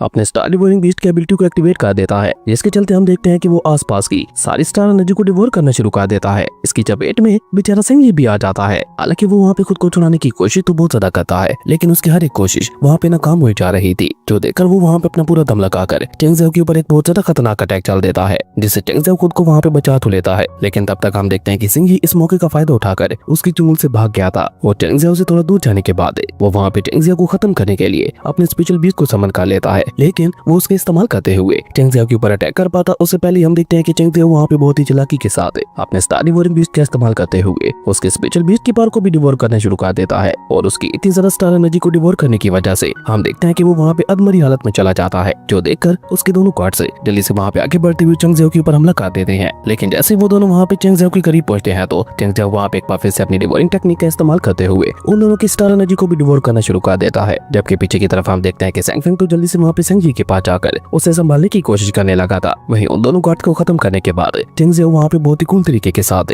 उन दोनों की तरफ आगे बढ़ने लगा था। जहाँ पे जैसे सेंग जी को होश आता है तो वो वहाँ पे एक बार फिर से चेंग जियाओ को बुरा भला कहने लगा था और साथ ही साथ वो वहाँ पे उसे डराते हुए कह रहा था, मेरी फैमिली तुम्हें बिल्कुल भी जिंदा नहीं छोड़ने वाली। पर सैंग फेंग समझदार इंसान था, इसलिए हम देखते हैं कि वो चेंग जियाओ के सामने झुककर उससे माफी मांगते हुए कहता है, प्लीज सीनियर मुझे माफ कर दीजिए, मैं आज के बाद दोबारा कभी भी आपसे पंगा नहीं लूंगा। और ये कहकर वो वहाँ पे अपनी जान बचाते हुए धुन दिखाकर भाग जाता है, जो देखकर सेंग जी को वहाँ पे इसके ऊपर काफी ज्यादा गुस्सा आने लगा था। सैंग फेंग की वजह से ही वो इस हालत में फंसा था और अब वही उसे छोड़कर भाग रहा था। लेकिन चेंग जियाओ उसे भला वहाँ पे इतनी आसानी से कैसे भागने दे सकता था, इसलिए हम देखते हैं कि वो वहाँ पे उसके ऊपर अटैक करते हुए उसे उठाकर वहाँ पे टाइगर बीस्ट के पास ही फेंक देता है, जहाँ पे गिरते साथ ही उसकी हालत इतनी ज्यादा खराब हो चुकी थी कि हम देखते हैं कि उसे वहाँ पे उठा भी नहीं जा रहा था। और जब काफी देर के बाद उसे वहाँ पे होश आता है तो उसे देखने को मिलता है कि उस टाइगर बीस्ट को भी वहाँ पे होश आ चुका है, लेकिन उसे देखकर उसे वहाँ पे इतना डर नहीं लगता जितना वो अपने सामने खड़ी हुई स्टार डिवोरिंग बीस्ट को देखकर डर जाता है। और जब उसकी नजर वहाँ पे चेंग जियाओ के ऊपर पड़ती है जो कि वहाँ पे उसी की तरफ आ रहा था, तो वो जल्दी से वहाँ पे अपने घुटनों पे आकर चेंग जियाओ से रैम की भीख मांगते हुए कहने लगा था, प्लीज मुझे छोड़ दो, आज तो मैंने कोई गलती भी नहीं की थी, सारी की सारी गलती उस सेंग जी की थी, अगर तुम चाहो तो तुम उसे मार सकते हो। लेकिन हम देखते हैं कि चेंग जियाओ वहाँ पे इसकी बातों के ऊपर ध्यान ना देते हुए सैंग फेंग के ऊपर एक बहुत ही ज्यादा खतरनाक अटैक करके उसकी पूरी की पूरी कल्टीवेशन को ही डिस्ट्रॉय कर देता है, जो कि किसी कल्टीवेटर के लिए मौत से भी ज्यादा बदतर सजा होती है। खैर उसे ठिकाने लगाने के बाद चेंग जियाओ वहाँ पे उस टाइगर बीस्ट की तरफ आगे बढ़ जाता है। हालांकि चेंग जियाओ एक ह्यूमन था, पर उसके बावजूद भी हम देखते हैं कि वो टाइगर बीस्ट उसे देखकर वहाँ पे घबरा रहा था। लेकिन हम देखते हैं कि चेंग जियाओ वहाँ पे अपने स्टार डिवाइन आर्ट वाले स्क्रॉल को बाहर निकाल कर उस टाइगर बीस्ट को वहाँ पे उसके अंदर खींच लेता है, यानी कि अब चेंग जियाओ वहाँ पे स्क्रॉल का इस्तेमाल करते हुए एक और बीस्ट की एबिलिटी को हासिल कर सकता था। पर उसे डिवोर करते साथ ही हम देखते हैं कि चेंग जियाओ को वहाँ पे एक टेक्निक मिलती है जिसका नाम था टाइगर लाइट बीस्ट टेक्निक है। पर ये टेक्निक बहुत ज्यादा एनर्जी कंज्यूम करती थी, इसलिए इस टेक्निक को पूरी तरह से मास्टर करने के लिए चेंग जियाओ को काफी ज्यादा मेहनत लगने वाली थी। खैर उसके बाद हम देखते हैं कि चेंग जियाओ वहाँ पे एक भी पल साया के बगैर जंगल में और भी आगे की तरफ बढ़ जाता है, जहाँ पे काफी आगे जाने के बाद चेंग जियाओ अपनी नई टेक्निक को प्रैक्टिस करना शुरू कर देता है। और जैसे जैसे चेंग जियाओ वहाँ पे अपनी उस नई टेक्निक को प्रैक्टिस कर रहा था, वैसे वैसे चेंग जियाओ वहाँ पे हैरान होते हुए कह रहा था, ये टेक्निक तो मेरी सोच से भी ज्यादा पावरफुल है। और सबसे ज्यादा कमाल की बात तो ये थी कि जैसे जैसे चेंग जियाओ वहाँ पे उस टेक्निक को प्रैक्टिस कर रहा था, उसकी स्टार एनर्जी भी काफी तेजी से इंप्रूव हो रही थी, यानी कि उस टेक्निक का इस्तेमाल करते हुए चेंग जियाओ अपना ब्रेक थ्रू भी बहुत जल्दी जल्दी कर सकता था। लेकिन अभी चेंग जियाओ वहाँ पे अपनी प्रैक्टिस कर ही रहा था कि तभी अचानक से उसे वहाँ पे एक और बहुत ही ज्यादा खतरनाक बीस्ट को महसूस होता है। और ये और किसी और का नहीं बल्कि असुरा पाइथन ड्रैगन बीस्ट का था, जिसे देखकर तो चेंग जियाओ वहाँ पे बहुत ही ज्यादा एक्साइटेड हो जाता है। उसके दो रीजन थे, पहला तो पाइथन ड्रैगन बीस्ट एक गेमर लेवल का बीस्ट माना जाता है और दूसरा स्टार डिवाइन आर्ट स्क्रॉल के अंदर भी उसका डिवाइन साइन भी मौजूद था। इसलिए चेंग जियाओ वहाँ पे उस ड्रैगन पाइथन बीस्ट को पकड़ने का डिसाइड करता है। लेकिन जब वो थोड़ा गौर करता है तो उसे वहाँ पे जाने को मिलता है कि वो पाइथन ड्रैगन बीस्ट तो वहाँ पे किसी लड़की के पीछे पड़ा हुआ था। उस लड़की का नाम था चेंग जी, जो कि वहाँ पे अपनी फायरी विंग्स का इस्तेमाल करते हुए खुद को उस पाइथन ड्रैगन बीस्ट से बचाने की कोशिश कर रही थी। लेकिन इतनी देर तक लगातार बचने की वजह से वो वहाँ पे बहुत ही ज्यादा थक चुकी थी। इसलिए हम देखते हैं कि वो पाइथन ड्रैगन बीस्ट वहाँ पे अपनी तेल का इस्तेमाल करके उसके ऊपर हमला करते हुए उसे उठाकर सीधा वहाँ पे नीचे जमीन पे पटक देता है और वो सीधा वहीं पे जाके गिरती है जहाँ पे चेंग जियाओ खड़ा था। और इतने खतरनाक अटैक की वजह से हम देखते हैं कि वो वहाँ पे गिरते साथ ही अनकॉन्शियस हो जाती है। और जब चेंग जियाओ जाकर उसे वहाँ पे चेक करता है तो चेंग जियाओ भी थोड़ा परेशान होते हुए कहता है, इसकी हालत तो बहुत ही ज्यादा खराब है। अब उसे बचाने का सिर्फ एक ही रास्ता था कि चेंग जियाओ उस पाइथन असुरा ड्रैगन बीस्ट को पकड़ ले, क्योंकि उसे पकड़ने के बाद चेंग जियाओ के पास एक गुड लेवल की हीलिंग टेक्निक आ जाती, जिसका इस्तेमाल करके वो वहाँ पे बहुत ही आसानी के साथ चेंग जी को बचा सकता था। और अभी चेंग जियाओ वहाँ पे खड़ा होकर ये सब सोच ही रहा था कि तभी हम देखते हैं कि वो python dragon beast Cheng Jiao के ऊपर हमला करने के लिए आगे बढ़ता है। लेकिन ऐसा होते ही हम देखते हैं कि अचानक से वहाँ पे उसका डिवाइन स्क्रॉल खुद ब खुद ही वहाँ पे एक्टिवेट होते हुए चारों तरफ एक प्रोटेक्टिव बैरियर लगा देता है, जिस मौके का फायदा उठाकर चेंग जियाओ भी वहाँ पे अपने स्टार डिवोरिंग टेक्निक का इस्तेमाल करते हुए अपने उस डिवाइन स्क्रॉल को बाहर निकालकर उसकी पावर को एक्टिवेट कर देता है। और जैसे उस डिवाइन स्क्रॉल की पावर एक्टिवेट होती है तो हम देखते हैं कि इस मौके का फायदा उठाकर चेंग जियाओ वहाँ पे एक बार फिर से अपनी स्टार पावर का इस्तेमाल करते हुए उस पाइथन ड्रैगन बीस्ट को वहाँ पे पकड़ने की कोशिश कर रहा था। लेकिन उसे पकड़ पाना चेंग जियाओ के लिए बहुत ही ज्यादा मुश्किल दिखाई दे रहा था, क्योंकि पाइथन ड्रैगन बीस्ट एक हैमर लेवल का बीस्ट है जिसे ऐसे कोई राह चलते नहीं पकड़ सकता। और ये बात क्योंकि चेंग जियाओ भी वहाँ पे अच्छी तरह से जानता था, इसलिए हम देखते हैं कि वो भी वहाँ पे अपना पूरा दम लगा देता है और काफी ज्यादा मेहनत के बाद फाइनली वो वहाँ पे उस पाइथन ड्रैगन बीस्ट को पकड़ने में कामयाब हो ही जाता है, जिसे पकड़ने में चंग जियाओ वहाँ पे इतनी बुरी तरह से थक गया था कि वो वहीं पे नीचे जमीन पे बैठ जाता है। और तभी हम देखते हैं कि अचानक से वहाँ पे उस पाइथन ड्रैगन बीस्ट की सोल ऊपर हवा में जाते हुए एक जोरदार दहाड़ मारती है और उसके बाद वो सीधा वहाँ पे नीचे आते हुए चंग जियाओ की बॉडी के अंदर समा जाती है, जिसके साथ ही हम देखते हैं कि चंग जियाओ के पास वहाँ पे एक डिवाइन लेवल की हीलिंग टेक्निक आ चुकी थी। ये पता चलते ही हम देखते हैं कि चंग जियाओ वहाँ पे काफी ज्यादा खुश हो गया था, लेकिन क्योंकि वो वहाँ पे पूरी तरह से एग्जॉस्ट हो चुका था तो इसलिए हम देखते हैं कि वो वहीं पे बैठकर अपनी प्रैक्टिस करते हुए अपनी स्टार एनर्जी को रिकवर करने के साथ साथ उस डिवाइन हीलिंग टेक्निक को भी सीखने की कोशिश कर रहा था, जिसे पूरी तरह से मास्टर करने के बाद हम देखते हैं कि चंग जियाओ वहाँ पे चिंगजी के पास चला जाता है और अपनी इस नई टेक्निक का इस्तेमाल करते हुए वो उसे वहाँ पे हील करने लगा था। पर काफी देर तक उसे वहाँ पे हील करने के बावजूद भी हम देखते हैं कि वो उसे वहाँ पे पूरी तरह से हील नहीं कर पाता, क्योंकि उसकी इंजरीज बहुत ही ज्यादा गहरी थी। इसलिए चंग जियाओ उसे अपने साथ घर ले जाने का डिसाइड करता है। जबकि वही दूसरी तरफ हम लोग शेंग फैमिली के अलग को देखते हैं, जिसका नाम था शेंग जू, जो कि अपने फैमिली के यंग मास्टर की ऐसी हालत देखकर बहुत ज्यादा गुस्से में दिखाई दे रहा था। और काफी देर तक इन्वेस्टिगेट करने के बाद उन लोगों को वहाँ पे सिर्फ इतना ही पता चल पाता है कि इन लोगों के ऊपर हमला करने वाला एक स्टार डिवोरिंग बीस्ट था। इसलिए वो एल्डर वहाँ पे अपने लोगों को आदेश देते हुए कहता है जितना जल्दी हो सके उस पर्सन के बारे में पता लगाओ जो कि एक स्टार डिवोरिंग बीस्ट को कंट्रोल कर सकता है। खैर उसके बाद सीन चेंज होता है और हम लोगों को वहाँ पे अगले दिन का सीन दिखाया जाता है, जहाँ पे चंग जी को पूरी तरह से होश आ चुका था। लेकिन होश में आने के बाद जब वो वहाँ पे अपनी जगह पे उठकर बैठती है तो वो खुद को वहाँ पे एक अलग ही जगह पे पाती है। तभी एक छोटी सी लड़की जिसका नाम डाओ था वो पाकर वहाँ पे चंग जी के पास आते हुए कहती है, फायरी दीदी आपको होश आ गया? जिसमें मिस चंग जी वहाँ पे उसे सवाल करते हुए पूछती है मैं यहाँ पे कैसे आई? जिस पे डाओ उसे वहाँ पे जवाब देते हुए बताती है कि आप बहुत ही बुरी तरह से घायल हो गई थी, इसलिए हमारे यंग मास्टर आपको ठीक करने के लिए अपने चंग सेट में ले आए हैं। डाओ की ये बात सुनकर हम देखते हैं कि मिस चंग जी वहाँ पे उससे कहती है मुझे अपने यंग मास्टर के पास लेके चलो। और जब डाओ मिस चंग जी को लेकर चंग जियाओ के पास पहुंचती है तो चंग जियाओ वहाँ पे अपनी सोल प्रैक्टिस कर रहा था, जो देखकर मिस चंग जी वहाँ पे उससे सवाल करते हुए पूछती है ये फायरी दीदी क्या होता है और ये बताओ आखिर तुमने इतने ज्यादा खतरनाक पाइथन ड्रैगन बीस्ट को हराया कैसे था? अचानक से मिस चंग जी के सवालों को सुनकर चंग जियाओ वहाँ पे थोड़ा हड़बड़ा जाता है, लेकिन हम देखते हैं कि चंग जियाओ उसे वहाँ पे साफ साफ झूठ बोलते हुए बताता है जब उस पाइथन ड्रैगन बीस्ट ने आपके ऊपर हमला करते हुए आपको नीचे जमीन पे पटक दिया था तो ये सब मैं एक पेड़ के पीछे छुपकर देख रहा था। वहीं आपके बेहोश होने के बाद वो पाइथन ड्रैगन बीस्ट आपके पास आकर आपको अच्छी तरह से चेक करने के बाद चुपचाप वहाँ से चला गया, क्योंकि उसे लगा होगा कि शायद आप मर गई हो। मैं चंग जी को वहाँ पे चंग जियाओ की बातों के ऊपर यकीन तो नहीं होता, लेकिन फिर भी क्योंकि चंग जियाओ ने उसकी जान बचाई थी तो इसलिए वो वहाँ पे मुस्कुराकर उसका शुक्रिया अदा करते हुए कहती है क्योंकि तुमने मेरी जान बचाकर मेरे ऊपर एक एहसान किया है तो बताओ मुझे तुम बदले में मुझसे क्या चाहते हो? मैं भी एक बार तुम्हारे किसी भी मैटर में मदद करने के लिए तैयार हूँ। लेकिन अभी वो दोनों वहाँ पे इसी तरह से आपस में बातें कर ही रहे थे कि तभी डाओ भागते हुए आकर वहाँ पे चंग जियाओ को बताती है यंग मास्टर चंग जिन वापस आ गया। डाओ की ये बात सुनकर हम देखते हैं कि चंग जियाओ वहाँ पे थोड़ा परेशान हो जाता है, लेकिन वो वहाँ पे खुद को संभाल कर मिस चंग जी से कहता है आप आराम कीजिए, हम थोड़ी देर बाद बात करते हैं। और ये कहकर वो डाओ के साथ वहाँ से चला जाता है। लेकिन मिस चंग जी को वहाँ पे एहसास हो गया था कि जरूर यहाँ पे कुछ बहुत बड़ी गड़बड़ है। जबकि वहीं दूसरी तरफ हम देखते हैं कि जैसे चंग जियाओ वहाँ पे अपने मेंशन में पहुंचता है तो उसे जानने को मिलता है कि चंग जिन तो ऑलरेडी वहाँ पे अपने छोटे भाई और अपने फादर को आजाद करवा चुका था, जो कि दोनों वहाँ पे चंग जियाओ को देखकर गुस्सा होते हुए चंग जिन से कहने लगे थे इसी की वजह से आज हमारा इतना ज्यादा बुरा हाल है, इसे जिंदा मत छोड़ना। अपने पिता और अपने छोटे भाई की ये सारी बातें सुनकर हम देखते हैं कि चंग जिन गुस्से से वहाँ पे अपनी सोट को बाहर निकालकर उसे सीधा वहाँ पे चंग जियाओ के ऊपर पॉइंट करते हुए कहता है चंग जियाओ तुमने मेरी फैमिली को नुकसान पहुंचाकर बिल्कुल भी अच्छा नहीं किया, अब मरने के लिए तैयार हो जाओ। हालांकि चंग जियाओ वहाँ पे बहुत ही शांति के साथ उसे बिल्कुल सच सच बताते हुए समझाने की बहुत ज्यादा कोशिश करता है, लेकिन चंग जिन तो वहाँ पे कुछ सुनने को तैयार ही नहीं था। इसलिए हम देखते हैं कि मजबूरन चंग जियाओ को भी वहाँ पे उसके साथ फाइट करनी पड़ती है। जहाँ जैसे उन दोनों के दरमियान फाइट स्टार्ट होती है तो चंग जिन वहाँ पे बहुत ही अग्रेसिवली अपनी सोट को लेकर आगे बढ़ते हुए वहाँ पे चंग जियाओ के ऊपर हमले करने की कोशिश करने लगा था, लेकिन उसका वो अटैक वहाँ पे चंग जियाओ को लग पाता। उससे पहले हम देखते हैं कि अचानक से वहाँ पे उसकी बॉडी के चारों तरफ एक प्रोटेक्टिव बैरियर एक्टिवेट हो जाता है, जिसके साथ जाकर जैसे ही उसकी सोट टकराती है तो एक बहुत बड़े एनर्जी ब्लास्ट के साथ चंग जिन उड़ते हुए काफी पीछे जा गिरता है, जो देखकर तो किसी को वहाँ पे कुछ समझ ही नहीं आ रहा था कि आखिर अभी अभी यहाँ पे हुआ क्या। लेकिन हमें जानने को मिलता है कि ये बैरियर किसी और ने नहीं बल्कि मैं चंग जिन ने एक्टिवेट किया था, जो कि चंग जियाओ को बचाने के लिए एक बहुत ही कूल तरीके की एंट्री लेते हुए वहाँ पे पहुंच जाती है। और साथ ही साथ वो वहाँ पे चंग जिन को धमकी देते हुए कहती है मैं तुमसे एक बार ही कहूंगी, अगर तुम अपनी और अपनी फैमिली की सलामती चाहते हो तो चुपचाप दफा हो जाओ यहाँ से, क्योंकि मेरे रहते हुए तुम तो क्या तुम्हारी फैमिली का कोई भी मेंबर चंग जियाओ को हाथ भी नहीं लगा सकता। मिस चंग जी की ये बात सुनकर हम देखते हैं कि चंग जिन गुस्से से वहाँ पे चिल्लाते हुए कहता है मैं ब्लैक सन के मास्टर टूलिंग का डिसेबल हूँ, अगर इस सब के बारे में मैंने उन्हें बता दिया तो वो तुम्हारे साथ साथ तुम्हारी पूरी फैमिली को डिस्ट्रॉय कर देंगे। चंग जिन की ये बात सुनकर हम देखते हैं कि मिस चंग जी वहाँ पे मुस्कुराते हुए कहती है तो तुम अपने मास्टर टूलिंग को ब्लैक सन पैलेस का लीडर समझते हो, तुम्हारी गलतफहमी है, क्योंकि ब्लैक सन पैलेस में उससे भी कई गुना ज्यादा पावरफुल मास्टर्स मौजूद है। अब मिस चंग जी की ये बात सुनकर हम देखते हैं कि चंग जिन की जो आखिरी उम्मीद थी वो भी उसे वहाँ पे खत्म होती हुई दिखाई देती है, और कहीं उसे ब्लैक सन पैलेस से बाहर न निकाल दिया जाए, इसलिए वो चुपचाप अपने पिता और अपने छोटे भाई से कहता है चलिए हम लोग निकलते हैं यहाँ से। जिनके जाने के बाद हम देखते हैं कि चंग जियाओ वहाँ पे चंग यून से कहता है आगे का मैटर तुम खुद ही संभाल लेना। और उसके बाद हम देखते हैं कि चेंग जियाओ वहाँ पे मिस चेंग जी के साथ बातें करते हुए वापस अपनी कोर्टयार्ड के अंदर आ जाता है, जहाँ पे बातों के दौरान हम देखते हैं कि मिस चेंग जी वहाँ पे चेंग जियाओ की सारी पोल खोलते हुए कहती है, मुझे पता है कि तुम स्टार डिवाइन आर्ट को प्रैक्टिस कर रहे हो और उस पाइथन ड्रैगन बीस्ट को भी तुमने ही मारा था, लेकिन मैं तुम्हें पहले ही सुधार कर देती हूँ। तुम जिस तरह खुलेआम इस स्टार डिवाइन आर्ट को इस्तेमाल करते फिर रहे हो, इससे तुम बहुत ही जल्द बहुत बड़ी मुसीबत में फंस जाओगे। मिस चेंग जी की ये बात सुनकर हम देखते हैं कि चेंग जियाओ को तो मुंह वहाँ पे खुला का खुला रह जाता है, जबकि मिस चेंग जी वहाँ पे अपनी बात आगे बढ़ाते हुए कहती है, मैं तो तुम्हें यही सजेस्ट करूंगी कि जितना ज्यादा हो सके स्टार डिवाइन आर्ट को कम ही इस्तेमाल करो और पहले खुद को इतना ज्यादा पावरफुल बनाओगे।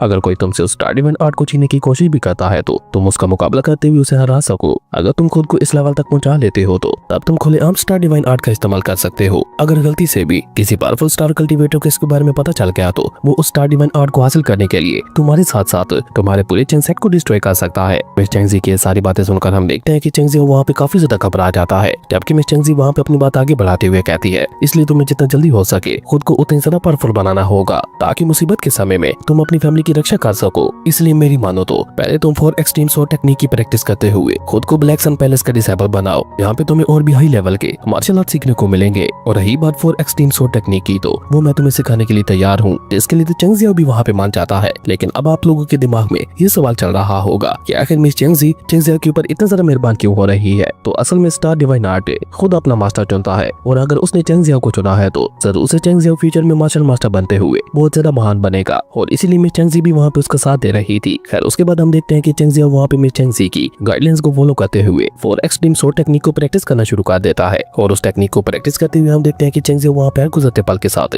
अपनी स्वॉर्डमैनशिप में और भी ज्यादा महारत हासिल करता जा रहा था, जो कि मिस चेंग जी के लिए भी काफी ज्यादा शॉकिंग था। उसने इतना जल्दी आज तक किसी को भी स्वॉर्डमैनशिप में महारत हासिल करते हुए नहीं देखा था, पर उसके बावजूद भी हम देखते हैं कि चेंग जियाओ अभी तक भी वहाँ पे अपने स्वॉर्ड इंटेंट को पूरी तरह से नहीं समझ पा रहा था, जिसकी वजह से हम देखते हैं कि चेंग जियाओ वहाँ पे काफी ज्यादा उदास भी दिखाई दे रहा था। लेकिन उस बारे में हम देखते हैं कि मिस चेंग जी भी कुछ नहीं कर सकती थी, अपनी स्वॉर्ड इंटेंट को चेंग जियाओ को खुद ही पहचानना था। इसलिए वो चेंग जियाओ को अपने ब्लैक सन पैलेस का एक टोकन देते हुए कहती है, इसका इस्तेमाल करके तुम हमारे ब्लैक सन पैलेस के डायरेक्ट डिसेबल बन सकते हो। और अब क्योंकि मैं तुम्हें 4 एक्सट्रीम स्वॉर्ड टेक्निक सिखा चुकी हूँ तो मेरे ख्याल से अब मेरा यहाँ पे रुकने का कोई मतलब नहीं बनता। और मिस चेंग जी वहाँ पे चेंग जियाओ को अलविदा करते हुए वहाँ से जाने लगती है, जो देखकर चेंग जियाओ वहाँ पे उदास होकर मिस चेंग जी से सवाल करते हुए पूछता है, मैं अब दोबारा आपसे कब मिल पाऊंगा। जिसमें मिस चेंग जी वहाँ पे मुस्कुराकर उसे जवाब देते हुए बताती है, मुझसे दोबारा मिलने के लिए तुम्हें हमारे ब्लैक सन पैलेस का ऑफिशियल डिसेबल बनना होगा, उसके बाद ही तुम दोबारा मुझसे मिल पाओगे। मिस चेंग जी के जाने के बाद हम देखते हैं कि चेंग जियाओ भी वहाँ पे एक बहुत बड़ा फैसला लेते हुए कहता है, अब तो मैं अपने दम पर ब्लैक सन पैलेस को ज्वाइन करके दिखाऊंगा। और ये कहकर चेंग जियाओ वहाँ पे अपनी कल्टीवेशन प्रैक्टिस को और भी ज्यादा बढ़ा देता है। और इसी तरह प्रैक्टिस करते करते हम देखते हैं कि फाइनली वो दिन भी करीब आ गया था जब ब्लैक सन पैलेस का सिलेक्शन कंपटीशन होने वाला था। इसलिए हम देखते हैं कि चेंग जियाओ वहाँ पे एक बार फिर से अपने चेंग सेट की सारी जिम्मेदारी चेंग यून को सौंपकर खुद उसी सिलेक्शन कंपटीशन की तरफ निकल जाता है। और क्योंकि वहाँ तक जाने का रास्ता बहुत ज्यादा लंबा था तो इसलिए हम देखते हैं कि चेंग जियाओ वहाँ पे रास्ते में एक होटल में रुक जाता है, जहाँ पे बैठे हुए लोग सिलेक्शन कंपटीशन के बारे में ही बातें करते हुए कह रहे थे कि इस बार का सिलेक्शन कंपटीशन बहुत ही ज्यादा हार्ड होने वाला है। और जहाँ तक हमें लगता है इस बार का सिलेक्शन कंपटीशन टू फैमिली का जीनियस टू याओ जीतेगा। लेकिन हम देखते हैं कि सभी लोग वहाँ पे उसकी बात से इत्तेफाक नहीं करते, क्योंकि उस सिलेक्शन कंपटीशन के अंदर 20 से भी ज्यादा सेक्ट पार्टिसिपेट करने वाले थे। खैर उन सभी लोगों की सारी बातें सुनकर हम देखते हैं कि चेंग जियाओ तो अब वहाँ पे उस कंपटीशन को लेकर और भी ज्यादा सीरियस हो चुका था। खैर उसके बाद सीन चेंज होता है और हम लोगों को फाइनली सिलेक्शन कंपटीशन वाले दिन का ही सीन दिखाया जाता है, जो कि गैंगवॉन सेट के अंदर होने वाला था। और चेंग जियाओ की ही तरह काफी सारे कल्टीवेटर्स वहाँ पे पार्टिसिपेट करने के लिए गैंगवॉन सेट के अंदर जा रहे थे। और जब चेंग इन की नजर वहाँ पे चेंग जियाओ के ऊपर पड़ती है तो वो अपने मास्टर टू लिंग के पास जाकर उसे वहाँ पे सब कुछ बताते हुए कहता है कि कैसे चेंग जियाओ ने उसके ऊपर और उसकी फैमिली के ऊपर अत्याचार किया था। इसलिए वो वहाँ पे अपने मास्टर से रिक्वेस्ट करते हुए कहता है कि अगर आप इस चेंग जियाओ को जान से मरवा देते हो तो मैं अपनी पूरी की पूरी लाइफ आपको ही सर्व कर दूंगा। जो जानकर तो टोलिंग भी वहाँ पे खुश होते हुए कहता है, सच कहूँ तो ये डील उतनी ज्यादा बुरी भी नहीं है। इसी दौरान हम देखते हैं कि सेंग फैमिली के लीडर सेंग युआन तक भी ये खबर पहुंच जाती है कि उसके दोनों यंग मास्टर्स को क्रिपल करने वाला कल्टीवेटर भी यहाँ पे आ चुका है। इसलिए हम देखते हैं कि सेंग युआन सीधा वहाँ पे टू फैमिली के लीडर के पास जाकर उससे रिक्वेस्ट करते हुए कहता है कि अगर आप इस लड़के चेंग जियाओ को मरवाने में हमारी मदद करते हो तो फ्यूचर में हमारी फैमिली आपके बहुत ज्यादा काम आएगी। सेंग युआन की ये बात सुनकर हम देखते हैं कि मास्टर टू भी वहाँ पे इसके लिए मान जाता है। कंपटीशन अभी तक सही से स्टार्ट भी नहीं हुआ था और काफी सारे लोग मिलकर वहाँ पे चेंग जियाओ को मारने की फिराक में दिखाई दे रहे थे। और इस बात का अंदाजा कहीं न कहीं चेंग जियाओ को भी हो चुका था, पर फिर भी हम देखते हैं कि वो वहाँ पे बहुत ही बहादुरी के साथ अपने मन में फैसला लेते हुए कहता है, आज चाहे कुछ भी हो जाए मैं अपनी फैमिली और अपने प्यारे लोगों को बचाने के लिए ब्लैक सन पैलेस को ज्वाइन करके रहूंगा। खैर उसके बाद हम देखते हैं कि डिसेबल सिलेक्शन सेरेमनी को ऑफिशियली स्टार्ट कर दिया जाता है और एक रेफरी वहाँ पे अनाउंस करते हुए कहता है कि इस बार को कंपटीशन इस टावर के अंदर होगा। इस टावर के अंदर एक स्पेशल फॉर्मेशन को लगाया गया है जिसके चलते ये टावर 3 हिस्सों में बट गया है और आप में से जो कोई भी इन तीनों लेवल्स को पार कर लेगा वही इस कंपटीशन का विजेता माना जाएगा। तो पहले लेवल में उन सभी डिसेबल्स को वहाँ पे 64 टोकन्स मिलने वाले थे, जिनको हासिल करते साथ ही वो सभी टेलीपोर्ट होते हुए खुद ब खुद ही सेकंड लेवल पे पहुंच जाते और वहाँ पे उन सभी लोगों को आगे बढ़ने के लिए 10 स्पॉट्स मिलने वाले थे और जो 10 डिसेबल्स आखिरी लेवल तक पहुंचेंगे वो सभी वहाँ पे आपस में फाइट करेंगे और इनमें से जो आखिरी तक टिकते हुए उन सभी को हरा देगा वही इस कंपटीशन का विजेता होगा। और इस कंपटीशन के सिर्फ 2 ही रूल्स थे, पहला आप किसी को जान से नहीं मार सकते और दूसरा आप लोग किसी के साथ टीम नहीं बना सकते। खैर इसी के साथ ही हम देखते हैं कि उस टावर के अंदर जाने वाले पोर्टल को वहाँ पे एक्टिवेट कर दिया जाता है, जिसे देखकर वो सभी डिसेबल्स वहाँ पे और ज्यादा देर ना करते हुए जल्दी से वहाँ पे उस पोर्टल के अंदर चले जाते हैं। अब जैसे चेंग ज़ाओ वहाँ पे टावर के अंदर आता है तो उसे वहाँ पे जाने को मिलता है कि यहाँ पे 64 टोकन्स नहीं बल्कि पीक मौजूद है और उसे अगले लेवल में जाने के लिए एक पीक को पकड़ना होगा। इसलिए जैसे चेंग ज़ाओ वहाँ पे आगे बढ़कर एक पीक को पकड़ने की कोशिश करता है तो तभी सेंग फैमिली का, जिसका नाम शेंग ज़ी था, वो बीच में आकर चेंग ज़ाओ का रास्ता रोकते हुए कहता है, कहाँ भागे जा रहे हो, पहले मेरी फैमिली के हिसाब किताब तो चुकता कर दो। शेंग ज़ी की ये बात सुनकर हम देखते हैं कि चेंग ज़ाओ भी वहाँ पे मुस्कुराते हुए उससे कहता है, ओह तो तुम अपने भाइयों की मौत का बदला लेने के लिए आए हो। चेंग ज़ाओ की ये बात सुनकर हम देखते हैं कि शेंग ज़ी को वहाँ पे काफी ज्यादा गुस्सा आ जाता है और वो वहाँ पे बहुत बड़ी बड़ी बातें करते हुए चेंग ज़ाओ को डराने की कोशिश कर रहा था। लेकिन हम देखते हैं कि चेंग ज़ाओ सीधा वहाँ पे मुद्दे पे आकर अपनी सोर्ड को बाहर निकालते हुए कहता है, तो दिखाओ मुझे तुम में कितना दम है। चेंग ज़ाओ की ये बात सुनकर हम देखते हैं कि शेंग ज़ी भी वहाँ पे अपनी सोर्ड को बाहर निकाल कर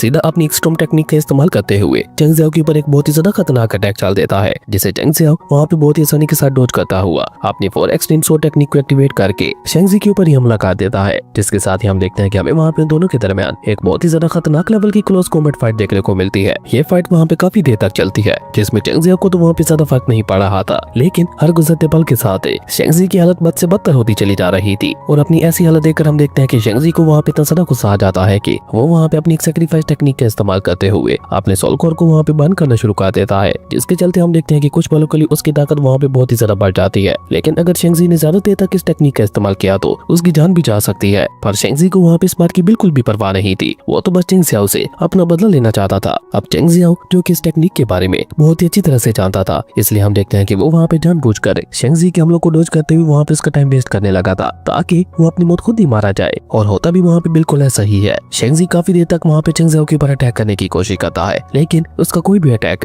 चेंग ज़ाओ को वहाँ पे हिट नहीं कर पाता। इसलिए हम देखते हैं कि जैसे उसकी टेक्निक का टाइम पूरा हो जाता है तो वो वहाँ पे अपनी हेल फायर के अंदर चलने लगा था, जिसमें उसे इतनी ज्यादा तकलीफ हो रही थी कि वो डर के मारे वहाँ पे कराते हुए वहाँ से भाग जाता है। और चेंग ज़ाओ जो कि जानता था उसका क्या अंजाम होने वाला है, वो भी उसे चुपचाप वहाँ से जाने देता है और शेंग ज़ी की मौत की खबर मास्टर 2 तक भी पहुँच जाती है। इवन हम देखते हैं कि एक डिसेबल मास्टर 2 को वहाँ पे सारी फाइट के बारे में भी बता देते हैं, जिसके साथ ही हम देखते हैं कि मास्टर 2 को वहाँ पे एहसास हो गया था कि उन्होंने चेंग ज़ाओ को कमजोर समझने की गलती की है। इसलिए हम देखते हैं कि मास्टर 2 खुद अब चेंग ज़ाओ से निपटने का फैसला करते हैं, जबकि शेंग ज़ी की मौत की खबर शेंग फैमिली तक भी पहुंच जाती है। जो जानकर तो हम देखते हैं कि लीडर शेंग जुआन वहाँ पे गुस्से से पूरी तरह से पागल हो गया था, क्योंकि चेंग ज़ाओ ने एक के बाद एक उसके 3 फैमिली मेंबर्स को मौत के घाट उतार दिया था और वो मेंबर्स भी कोई आम कल्टीवेटर्स नहीं थे, बल्कि उसकी फैमिली के टॉप के डिसेबल्स थे, जो कि आगे चलकर उसकी फैमिली की लेगेसी को आगे बढ़ाने वाले थे। जबकि वहीं दूसरी तरफ हम देखते हैं कि चेंग ज़ाओ वहाँ पे पीक पे पहुंचते हुए उस टोकन को भी हासिल कर लेता है, जिसे जैसे चेंग ज़ाओ वहाँ पे पकड़ता है तो उसके अंदर से बहुत ही ज्यादा तेज एनर्जी निकलते हुए सीधे ऊपर आसमान की तरफ जा रही थी। जिसके साथ ही हम देखते हैं कि चेंग ज़ाओ टेलीपोर्ट होता हुआ सेकंड लेवल में पहुंच चुका था और हम देखते हैं कि चेंग ज़ाओ के पीछे पीछे बाकी की 64 डिसेबल्स भी टेलीपोर्ट होते हुए उसी जगह पे पहुंच जाते हैं जहां से अब आगे सिर्फ 10 कल्टीवेटर्स ही जा सकते थे। इसलिए हम देखते हैं कि चेंग ज़ाओ वहाँ पे उस देर ना करते हुए जल्दी से वहाँ पे एक स्पॉट को चूज करके उससे होता हुआ पोर्टल की तरफ आगे बढ़ना शुरू कर देता है। इस दौरान एक डिसेबल उसके ऊपर हमला करने की भी कोशिश करता है, लेकिन चेंग ज़ाओ उसके अटैक के ऊपर ही अटैक करता हुआ उसे उठाकर वहाँ पे पीछे फेंक चुका था और खुद वो वहाँ पे धीरे धीरे वो लैडर से होता हुआ आगे बढ़ने की कोशिश करने लगा था। लेकिन जैसे जैसे चेंग ज़ाओ वहाँ पे आगे बढ़ रहा था हम देखते हैं कि उसके ऊपर प्रेशर भी बढ़ता चला जा रहा था, जिसके चलते चेंग ज़ाओ के लिए आगे बढ़ पाना वहाँ पे काफी ज्यादा मुश्किल हो गया था। लेकिन फिर भी हम देखते हैं कि चेंग ज़ाओ वहाँ पे हार नहीं मानता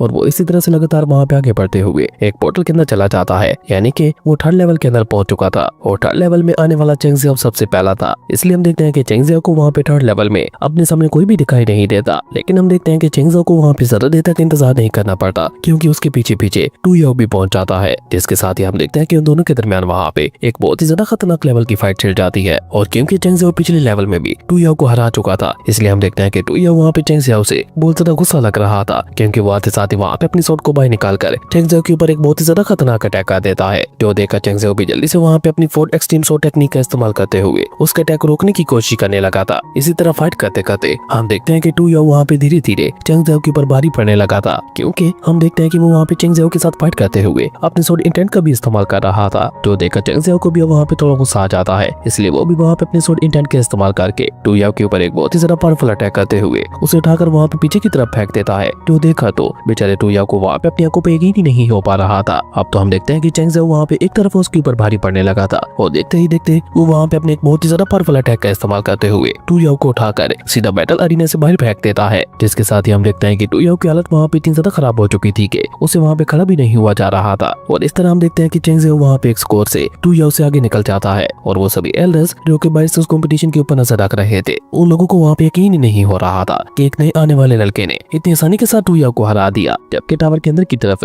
हम देखते हैं कि बाकी के सभी डिसेबल्स भी वहाँ पे आ चुके थे, जिनमें से मिसुई नाम की एक लड़की वहाँ पे आगे बढ़कर चेंग ज़ियाओ को चैलेंज करते हुए कहती है, मुझे भी दिखाओ तुम में कितना दम है। जिसके बाद वहाँ पे उन दोनों के दरमियान फाइट स्टार्ट हो जाती है। लेकिन ये फाइट वहाँ पे ज्यादा देर तक नहीं चल पाती, क्योंकि हम देखते हैं कि चेंग ज़ियाओ वहाँ पे अपने सिर्फ 3 ही हमलों के अंदर अंदर मिसुई को बैटल अरीना के बाहर भेजते हुए उसे हरा चुका था। जिसके बाद बारी आती है ली निंग की और उसे भी चेंग ज़ियाओ वहाँ पे मिसुई की तरह बहुत ही आसानी के साथ हरा देता है। जिसके साथ ही हम देखते हैं कि चेंग ज़ियाओ का स्कोर वहाँ पे 3 हो गया था। जो देखकर तो सभी लोग वहाँ पे चेंग ज़ियाओ के बारे में बातें करते हुए उसकी तारीफें करने लगे थे। खैर उसके बाद सीन चेंज होता है और हम लोगों को वहाँ पे थोड़ी देर बाद का सीन दिखाया जाता है, जहाँ पे चेंग ज़ियाओ फाइनली उस टावर से बाहर आ चुका था। चेंग ज़ियाओ को देखकर हम देखते हैं कि वहाँ पे बाहर की तरफ बैठे हुए सभी एल्डर्स वहाँ पे उससे इंप्रेस होते हुए उसकी तारीफें करने लगे थे। लेकिन इस मौके का फायदा उठाकर टूलिंग वहाँ पे बीच में आकर वहाँ पे सभी लोगों को बता देता है कि चेंग ज़ियाओ ने इस कंपटीशन के दौरान शेंग ज़ी को मारकर इस कंपटीशन के रूल्स को तोड़ा है, जिसकी सजा में अब इसे भी यहाँ पे मरना होगा। और जब चेंग ज़ियाओ वहाँ पे इस बात का सबूत मांगता है तो टूलिंग वहाँ पे बहुत ही चालाकी के साथ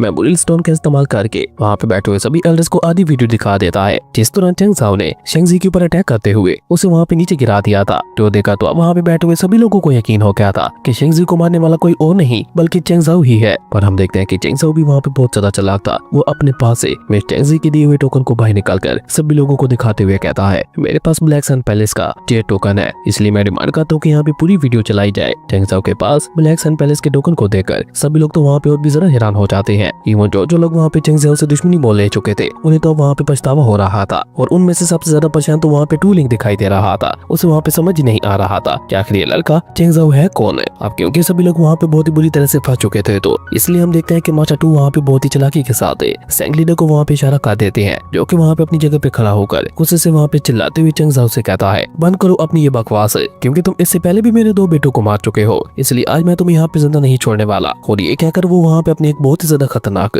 पाम टेक्निक का इस्तेमाल करते हुए चेंग ज़ियाओ के ऊपर एक बहुत ही ज्यादा पावरफुल अटैक चल चुका था। लेकिन वो खतरनाक अटैक वहाँ पे चेंग ज़ियाओ को लग पाता उससे पहले हम देखते हैं कि वहाँ पे एक बहुत ही ज्यादा पावरफुल स्लैश अटैक है सीधा आकर उस पाम टेक्निक को डिस्ट्रॉय करते हुए जाकर सेंग लीडर को हिट कर जाता है, जिसके चलते हम देखते हैं कि वो वहाँ पे पीछे की तरफ गिरते हुए बेहोश हो गया था। और इसी के साथ ही वहाँ पे एंट्री होती है मिस चेंग ज़ी की, जिसे देखा तो मास्टर टू की हालत भी वहाँ पे खराब हो जाती है। तभी मिस चेंग ज़ी वहाँ पे आगे बढ़कर गुस्से से वहाँ पे मास्टर टू से कहती है, यहाँ पे ये सब क्या चल रहा है? आपको पता है कि चेंग ज़ी हमारे ब्लैक सन पैलेस का एक डिसेबल है और ये जानते हुए भी आपने सेंग फैमिली के लीडर को नहीं रोका। जिस पे मास्टर टू वहाँ पे साफ साफ झूठ बोलते हुए कहता है, हमने उसे रोकने की बहुत ज्यादा कोशिश की, लेकिन वो एक के बाद एक अपने 3 बेटों को खो चुका है, इसलिए वो कुछ सुनने को तैयार ही नहीं था। मास्टर टू की ये बात सुनकर हम देखते हैं कि चेंग ज़ी वहाँ पे मुस्कुराते हुए कहता है, बहुत अच्छे, अच्छा हुआ कि तुम लोग खुद ही मुद्दे पे आ गए। तो मैं चाहता हूँ कि उस फुटेज को एक बार फिर से सभी के सामने दिखाया जाए, और वो भी पूरा। चेंग ज़ी की ये बात सुनकर हम देखते हैं कि वो सभी लोग वहाँ पे एक बार फिर से फंस जाते हैं। लेकिन टूलिंग वहाँ पे साफ साफ झूठ बोलते हुए कहता है, हम लोग वहाँ पे सभी डिसेबल्स के ऊपर नजर रख रहे थे, इसलिए हमारे पास बस उतनी ही फुटेज है। जिसपे मिस चेंग ज़ी वहाँ पे मुस्कुराते हुए लोगों से कहती है, कोई बात नहीं, बाकी की फुटेज मैं आप सभी को दिखा देती हूँ। और ये कहकर वो वहाँ पे चेंग ज़ी से उसके टोकन को लेते हुए कहती है, इस टोकन के अंदर भी एक मॉनिटरिंग इन्फॉर्मेशन लगी हुई है, जो कि सब कुछ अपने अंदर रिकॉर्ड करती है। और जैसे मिस चेंग ज़ी वहाँ पे अपनी पावर का इस्तेमाल करते हुए वो चेट टोकन को एक्टिवेट करती है, तो उन सभी लोगों को वहाँ पे शुरू से लेकर सब कुछ एंड तक दिखाई देने लगा था। जो देखकर अब उन सभी लोगों को वहाँ पे पक्का यकीन भी हो गया था कि इस सब में चेंग ज़ी की तो कोई भी गलती नहीं थी। चेंग ज़ी ने इस सामने से जाकर उसके साथ पंगा लिया था, और मरा भी वो अपनी सैक्रिफाइसिंग टेक्निक की वजह से था, ना कि चेंग ज़ी ने उसे मारा था। और साथ ही साथ हम देखते हैं कि लोगों को वहाँ पे ये भी पता चल जाता है कि इस सब के पीछे मास्टर टू का हाथ है। और ये बात पता चलती हम देखते हैं कि मिस चेंग ज़ी वहाँ पे मास्टर टू से कहती है, मैं अभी के अभी आपको गैंग वन सेट के लीडर की पोजीशन से हटाती हूँ। जो जानकर तो मास्टर टू के साथ साथ टूलिंग भी वहाँ पे बहुत ज्यादा परेशान हो जाता है, लेकिन वो वहाँ पे सही मौके का फायदा उठाकर चेंग जुन को वहाँ पे सामने फेंकते हुए कहता है, ये सब कुछ इसकी वजह से हो रहा है, इसलिए हम लोगों को चेंग ज़ी को जान से मारने के लिए कहा था, जिसके बदले में ये हमें काफी बड़े बड़े रिवॉर्ड्स देने वाला था। बेचारे चेंग जुन को तो वहाँ पे पोपट ही हो गया था। जबकि मिस चेंग ज़ी वहाँ पे चेंग ज़ियाओ से कहती है, इसे मैं तुम्हारे ऊपर छोड़ती हूँ। अब जैसे चेंग जिन को वहाँ पे इस बात का एहसास होता है कि उसका मुकाबला एक बार फिर से चेंग ज़ियाओ के साथ होने वाला है, तो वो वहाँ पे जल्दी से मौके का फायदा उठाकर अपनी सोड को बाहर निकालकर चेंग ज़ियाओ के ऊपर अटैक करने के लिए आगे बढ़ता है। लेकिन हम देखते हैं कि चेंग ज़ियाओ वहाँ पे बहुत ही आसानी के साथ अपनी 4 एक्सट्रीम सोड टेक्निक का इस्तेमाल करते हुए उसके ऊपर अटैक करके उसे वहाँ पे बहुत ही बुरी तरह से घायल कर देता है। और साथ ही साथ वो वहाँ पे उसकी स्टार मेरिडियंस को डिस्ट्रॉय करते हुए कहता है, मैंने तुम लोगों को सुधरने का बहुत मौका दिया था, लेकिन भला कुत्ते की दुम भी कभी सीधी हो पाई है। और ये कहकर चेंग ज़ियाओ वहाँ पे तीनों बाप बेटों को स्टार क्रिस्टल देते हुए कहता है, आज से मैं ऑफिशियली आप लोगों को चेंग सेट से बाहर निकालता हूँ। अगर आज की बात से तुम लोग गलती से भी मुझे चेंग सेट के आसपास भी देख गए तो मैं तुम तीनों को मौत के घाट उतार दूंगा। जिसके बाद हम देखते हैं कि मिस चेंग ज़ी अचानक से वहाँ पे आके बढ़कर टू लिंक के ऊपर एक बहुत ही ज्यादा खतरनाक अटैक करके उसकी स्टार मेरिडियन को डिस्ट्रॉय करते हुए कहती है, इसमें जितनी गलती तुम्हारे डिसेबल चेंग जिन की थी उतनी ही गलती तुम्हारी भी थी। वह स्टार मेरिडियन के डिस्ट्रॉय होने की वजह से हम देखते हैं कि टू लिंक का कल्टीवेशन लेवल वहाँ पे काफी ज्यादा गिर जाता है और फ्यूचर में अब उसे कल्टीवेशन प्रैक्टिस करने में भी काफी ज्यादा मुसीबत आने वाली थी। खैर उसके बाद मिस चेंग ज़ी वहाँ पे मास्टर टू से कहती है, आपको रूम्स के बारे में तो पता ही होगा। मिस चेंग ज़ी की ये बात सुनकर हम देखते हैं कि मास्टर टू जल्दी से वहाँ पे आके बढ़कर सेंग फैमिली के लीडर को गले से पकड़कर उसे वहाँ पे मौत के घाट उतारते हुए कहता है, हाँ मुझे रूल्स के बारे में अच्छी तरह से पता है। जो भी कंपटीशन में चीटिंग करता है या फिर किसी को मारने की कोशिश करता है उसे मौत की सजा सुनाई जाती है। और यही वहाँ पे सेंग लीडर के साथ हुआ था। लेकिन ये सब करने के बावजूद भी हम देखते हैं कि मिस चेंग ज़ी वहाँ पे मास्टर टू से कहती है, ये मत सोचना कि ये सब करने के बाद तुम बच जाओगे, तुम्हारे ऊपर भी मैं एक इन्वेस्टिगेशन टीम बिठाऊंगी, लेकिन तब तक के लिए तुम कैंग वन सेक्ट के एक्टिंग लीडर बने रह सकते हो। और ये कहकर मिस चेंग ज़ी वहाँ से जाते जाते चेंग ज़ियाओ से कहती है, ब्लैक सन पैलेस के अंदर अच्छी तरह से अपनी प्रैक्टिस करना, और हाँ अगर तुम्हें मुझसे मिलना हुआ तो स्केड माउंटेन्स के ऊपर आ जाना, मैं वहीं पे तुम्हारा इंतजार करूंगी। और ये कहकर मिस चेंग ज़ी वहाँ से उड़ते हुए चली जाती है। जिसके जाने के बाद वहाँ पे ऑफिशियल अनाउंसमेंट के जरिए चेंग ज़ियाओ को उस कंपटीशन का विनर अनाउंस किया जाता है और रिवार्ड के तौर पर उस एक स्टार पिल भी दी जाती है, जबकि टॉप 6 डिसेबल्स को 200 सिल्वर कॉइंस दिए जाते हैं। खैर उसके बाद हम देखते हैं कि उन 6 के 6 डिसेबल्स को वहाँ पे ब्लैक सन पैलेस के अंदर ले जाया जाता है। पहले तो वो सभी लोग आउटर एकेडमी के अंदर रहकर प्रैक्टिस करने वाले थे, लेकिन अगर वो 3 सालों के अंदर स्टार बॉडी रियलम में ब्रेक थ्रू कर लेते तो उन लोगों को इनर एकेडमी का हिस्सा बनने का भी मौका मिल सकता था। खैर अभी उन सभी लोगों को वहाँ पे आउटर एकेडमी के अंदर आए हुए थोड़ी ही देर गुजरी थी कि तभी हम देखते हैं कि आउटर एकेडमी के एक जीनियस कल्टीवेटर जिसका नाम फू जियाओ था, वो चेंग ज़ियाओ के पास आकर उसे वहाँ पे धमकी देते हुए कहता है, अगर तुम यहाँ पे शांति के साथ रहना चाहते हो तो चुपचाप अपनी स्टार पिल को मेरे हवाले कर दो। जिसके लिए तो हम देखते हैं कि चेंग ज़ियाओ वहाँ पे साफ साफ इनकार कर देता है। जो सुनकर फू जियाओ तो उसे वहाँ पे कुछ नहीं कहता, लेकिन उसके चमचे वहाँ पे चेंग ज़ियाओ को धमकाते हुए कहते हैं, शायद तुम्हें पता नहीं है हमारे यंग मास्टर फू जियाओ ब्लैक सन पैलेस के डीपी लीडर के बेटे हैं, तो इससे तुम्हें अंदाजा हो ही क्या होगा कि इनको इनकार करने से तुम्हारे साथ क्या क्या हो सकता है। लेकिन अभी वो सभी लोग वहाँ पे मिलकर इसी तरह से चेंग ज़ियाओ को डराने की कोशिश कर ही रहे थे कि तभी पीछे से हम देखते हैं कि मिसू वहाँ पे आगे आकर उल्टा उन लोगों को ही डराते हुए कहती है, तुम लोग गलत बंदे के साथ पंगा ले रहे हो, क्योंकि चेंग ज़ियाओ का रिलेशन है सीधा सीधा मिस चेंग ज़ी के साथ है। अगर तुम लोगों को यकीन नहीं होता तो किसी से भी इसके बारे में पूछ सकते हो। मिसू की ये बात सुनकर हम देखते हैं कि वो तीनों वहाँ पे थोड़ा घबरा जाते हैं और वो चुपचाप वहाँ से वापस पलटते हुए चले जाते हैं। उसके बाद सीन चेंज होता है और हम लोगों को अगले दिन का सीन दिखाया जाता है, जहाँ पे चेंग ज़ियाओ और बाकी की सभी डिसेबल्स का आज आउटर एकेडमी के अंदर पहला दिन था। इसलिए हम देखते हैं कि आउटर एकेडमी के लीडर जिनका नाम मास्टर मू सैन था, वो वहाँ पे नए आने वाले सभी डिसेबल्स का स्वागत करते हुए उन लोगों से कहते हैं, हर साल की तरह इस साल भी यहाँ पे चैलेंज मैच करवाया जाएगा ताकि नए आने वाले डिसेबल्स को उनकी परफॉर्मेंस के हिसाब से रैंक किया जा सके। और इस मैच में आप में से कोई भी डिसेबल किसी भी डिसेबल को चैलेंज कर सकता है। जिसके बाद हम लोगों को वहाँ पे के बाद एक काफी सारे चैलेंज मैचेस देखने को मिलते हैं, जबकि हम देखते हैं कि चेंग ज़ियाओ तो वहाँ पे आउटर एकेडमी की सबसे पावरफुल डिसेबल फू जियाओ को चैलेंज कर चुका था, जो देखकर सभी लोग वहाँ पे हैरान होते हुए कहते हैं, क्या इन्हें आने वाला लड़का पागल हो गया है जो सीधा सीधा यहाँ पे फू जियाओ को अपने साथ फाइट करने के लिए चैलेंज कर रहा है। पर हम देखते हैं कि चेंग ज़ियाओ वहाँ पे सभी लोगों की बातों के ऊपर ध्यान नहीं देता, लेकिन फू जियाओ को तो वहाँ पे इस बात से बहुत ही ज्यादा गुस्सा आ रहा था, क्योंकि आज तक नए आने वाले डिसेबल्स में से किसी ने भी उसे चैलेंज नहीं किया था। इसलिए वो इस बात को अपनी बेइज्जती समझने लगा था और इसी तरह वहाँ पे उन दोनों के दरमियान फाइट स्टार्ट हो जाती है, जहाँ पे वो दोनों ही फाइट स्टार्ट होते ही बहुत ही अग्रेसिवली एक दूसरे के ऊपर हमला करना शुरू कर देते हैं। उन दोनों की फाइट को देखकर ऐसा लग रहा था कि वो दोनों ही वहाँ पे एक दूसरे को मजा चखाना चाहते हैं, लेकिन हम ये साफ साफ देख पा रहे थे कि चेंग ज़ियाओ वहाँ पे उस फाइट में डोमिनेट कर रहा था, जो बात वहाँ पे आसपास खड़े हुए सभी लोगों के लिए काफी ज्यादा शॉकिंग थी। जबकि आखिर में हम देखते हैं कि चेंग ज़ियाओ वहाँ पे अपने खतरनाक अटैक का इस्तेमाल करते हुए फू जियाओ को वहाँ पे बहुत ही बुरी तरह से हरा देता है। और चेंग ज़ियाओ की ये जीत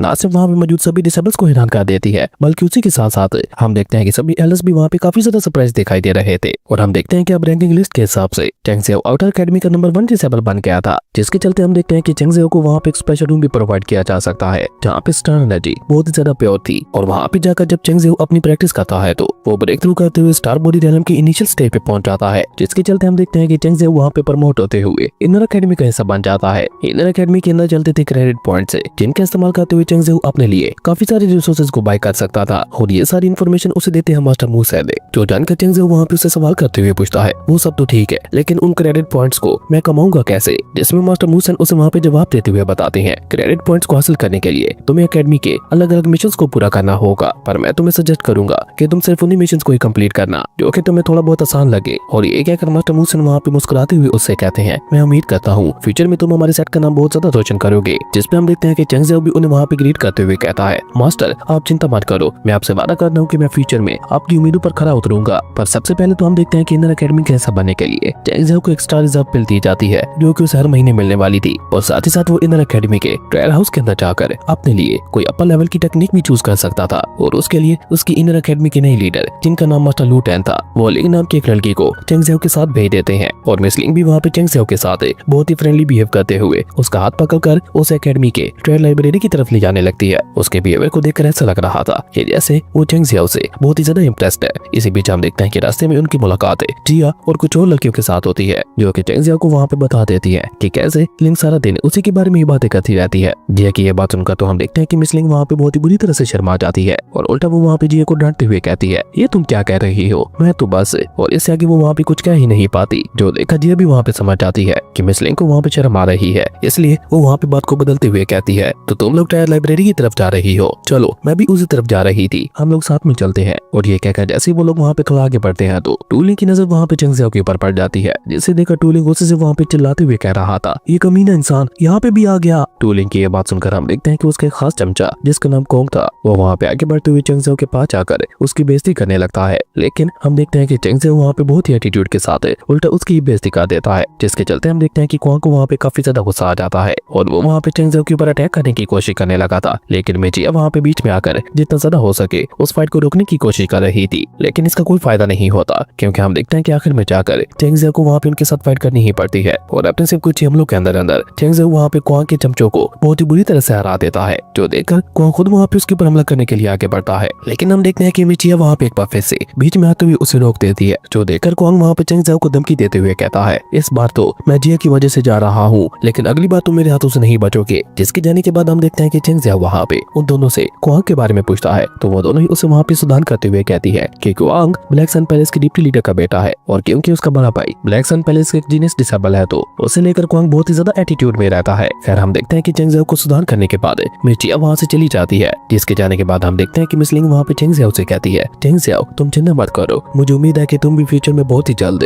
कोंग के बड़े भाई के लेवल तक चले जाओगे और तब तुम्हें कोई भी परेशान नहीं कर पाएगा। खैर इसी तरह से वो दोनों वहाँ पे आपस में बातें करते हुए लाइब्रेरी के अंदर चले जाते हैं, जहाँ पे चेंग ज़ियाओ अपनी स्पीड को ज्यादा बढ़ाने के लिए एक फ्लाइंग स्टेप टेक्निक को चूज करता है, जिससे प्रैक्टिस करने के लिए चेंग ज़ियाओ वापस अपने कोर्ट यार्ड के अंदर पहुंच जाता है। जिससे अभी चेंग ज़ियाओ वहाँ पे प्रैक्टिस कर ही रहा था कि तभी मास्टर लू टेन वहाँ पे आकर चेंग ज़ियाओ को एक बॉक्स देते हुए कहते हैं कि ये मिस चेंग ज़ी ने तुम्हारे लिए भेजा है। और जब चेंग ज़ियाओ वहाँ पे इस बॉक्स को ओपन करके देखता है तो उसे वहाँ पे इस बॉक्स के अंदर काफी सारी स्टार पिल्स के साथ साथ एक विंग ट्रायर भी दिखाई देता है, जिसके बारे में जब वो मास्टर लू टेन से पूछता है तो मास्टर लू टेन उसे वहाँ पे जवाब देते हुए बताते हैं अगर तुम इन विंग्स को रिफाइन करते हुए अपनी बॉडी के साथ मर्ज कर लेते हो तो तुम मिस चेंग ज़ी की ही तरह ऊपर हवा में उड़ पाओगे। लेकिन मुझे समझ इस बात की नहीं आ रही कि मिस चेंग ज़ी ने अपना इतना ज्यादा खास ट्रायर तुम्हें क्यों दे दिया। और ये कहकर मास्टर लू टेन वहाँ पे चेंग ज़ियाओ को थोड़ा तिरछी नजरों से देखते हुए कहते हैं कहीं तुम दोनों के बीच कोई प्यार व्यार तो नहीं चल रहा। जिस पे चेंग ज़ियाओ हड़बड़ाकर जल्दी से वहाँ पे जवाब देते हुए कहता है अरे नहीं नहीं आप तो गलत समझ रहे हो, हमारे दरमियान ऐसा कुछ भी नहीं है, हम दोनों बस अच्छे दोस्त हैं जो कि मुसीबत के समय में एक दूसरे की मदद करते रहते हैं। खैर उसके बाद हम देखते हैं कि मास्टर लू टेन उसे अलविदा कहकर वहाँ से चले जाते हैं, जबकि शाओडियन भी वहाँ पे अपने रूम के अंदर जाकर अपनी कल्टीवेशन प्रैक्टिस करने लगा था। और जब वो अपनी कल्टीवेशन प्रैक्टिस को पूरा कर लेता है तो वो वहाँ पे मेंशन हॉल के अंदर चला जाता है, जहाँ पे अकेडमी के सभी डिसेबल्स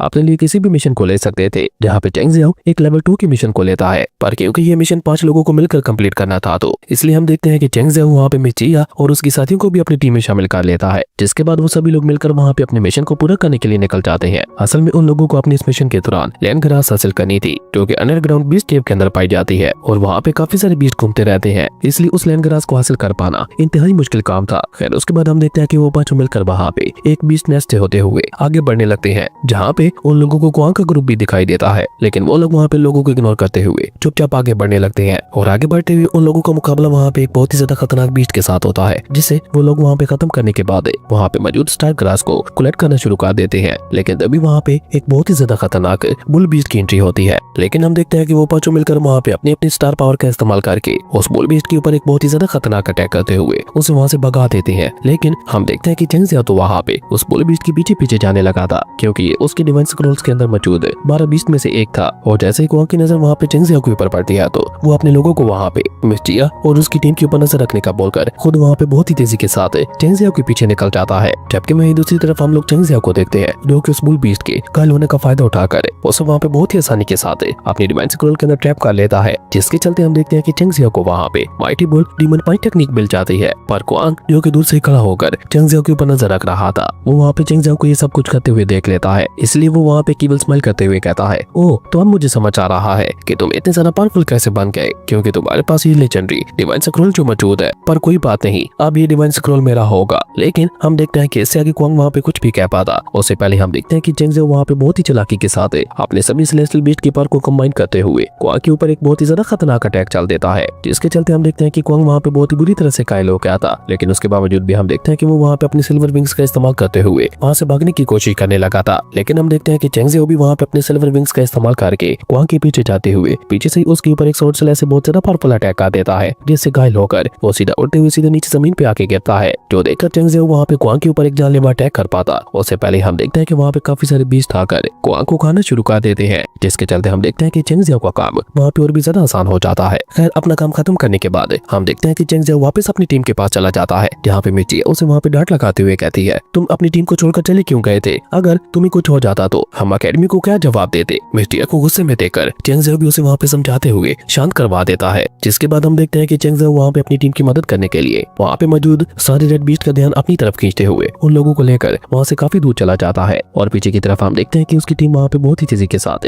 सारी स्टार ग्रास को इकट्ठा करना शुरू कर देती है। और सबसे ज्यादा कमाल की बात तो ये थी कि वो रेड बीस्ट भी उसके डिवाइन स्क्रॉल के अंदर मौजूद उन 12 बीस्ट में से एक थे। इसलिए चेंग जियाओ उन्हें वहाँ से काफी दूर ले जाने के बाद अपने डिवाइन स्क्रॉल का इस्तेमाल करते हुए उन्हें भी वहाँ पे ट्रैप करना शुरू कर देता है। और इस तरह चेंग जियाओ वहाँ पे एक और सेलेस्टियल बीस्ट को पकड़ने में कामयाब हो गया था, जिसकी खुशी अभी वो वहाँ पे मना ही रहा था कि तभी वहाँ पे और बहुत ज्यादा खतरनाक बीस्ट आ जाते हैं, जो कि आते साथ ही वहाँ पे रेड बीस्ट के ऊपर हमला करते हुए न सिर्फ वहाँ पे उन्हें खाना शुरू कर देते हैं, बल्कि उसी के साथ साथ वो वहाँ पे आगे बढ़ते हुए चेंग जियाओ के ऊपर भी हमला कर देते हैं। और क्योंकि वो पॉइजनस बीस्ट है, इसलिए हम देखते हैं कि चेंग जियाओ वहाँ पे उनके साथ फाइट नहीं करता, बल्कि वो अपने सिल्वर विंग्स का इस्तेमाल करके वहाँ से भागना शुरू कर देता है। हालांकि चेंग जियाओ को वहाँ पे एक लेजेंडरी ग्रास भी दिखाई देती है, जिसका इस्तेमाल करते हुए चेंग जियाओ अपनी कल्टीवेशन को बहुत ज्यादा बूस्ट कर सकता था। लेकिन चेंग जियाओ वहाँ पे लेक्चर को ले पाता, उससे पहले ही हम देखते हैं कि वो पॉइजनस बीस्ट दोबारा वहाँ पे आते हुए चेंग जियाओ के ऊपर हमला करना शुरू कर देते हैं। इसलिए चेंग जियाओ वहाँ से उड़कर वापस जाते हुए कहता है, मैं दोबारा यहाँ पे तब वापस आऊंगा जब मैं पॉइजनस बीस्ट का मुकाबला करने के लिए रेडी हो जाऊंगा। खैर इसी के साथ ही हम देखते हैं कि वो लोग वहाँ पे अपने सेकंड लेवल के मिशन को पूरा कर चुके थे, जिससे वो सभी लोग वहाँ पे मिशन हॉल को सौंपने के बाद खुशी खुशी मिशन हॉल से बाहर आ जाते हैं। और उस मिशन को पूरा करने की वजह से वो काफी सारे क्रेडिट पॉइंट्स हासिल कर चुके थे, जिस बात को लेकर अभी वो सभी लोग वहाँ पे खुश हो ही रहे थे कि तभी हम देखते हैं कि कुछ कार्ड कल्टीवेटर्स वहाँ पे आके बढ़कर चेंग जियाओ के पास आते हुए उसे कहते हैं कि क्वांग की मौत को लेकर हम कुछ इन्वेस्टिगेशन करना चाहते हैं, इसलिए तुम्हें हमारे साथ चलना होगा। जिस पे चेंग जियाओ उन लोगों को वहाँ पे कोर्ट रूम में जवाब देते हुए बताता है कि क्वांग को तो बाघ बीस्ट ने खाया था, तो फिर तुम लोग मुझसे क्या पूछताछ करना चाहते हो? और अगर तुम लोगों को मेरे ऊपर शक हो रहा है तो तुम लोगों के पास क्या सबूत है कि मैंने क्वांग को मारा है? और ऊपर से हम देखते हैं कि मास्टर लूटेन भी वहाँ पे आते हुए चेंग जियाओ को ही साथ देते हैं। और इस तरह ये मैटर ब्लैक सन पैलेस के मास्टर तक पहुँच गया था, इसलिए वो सभी लोग इस मैटर को लेकर ब्लैक सन पैलेस के मास्टर के सामने पहुंच जाते हैं। हम देखते हैं कि वहाँ पे दोनों ही ग्रुप्स के दरमियान काफी देर तक बहस चलती है, लेकिन क्योंकि टू लिंग और उसकी टीम के पास चेंग जियाओ को लेकर कोई भी सबूत नहीं था, तो इसलिए हम देखते हैं कि पैलेस मास्टर वहाँ पे गुस्सा होते हुए कहते हैं, तो तुम लोग बिना किसी एविडेंस के चेंग जियाओ के ऊपर ऐसे ही इल्जाम लगा रहे हो, मुझे तो दाल में कुछ काला लग रहा है। और ये कहकर पैलेस मास्टर जब टू लिंग के ऊपर थोड़ा प्रेशर डालते हैं तो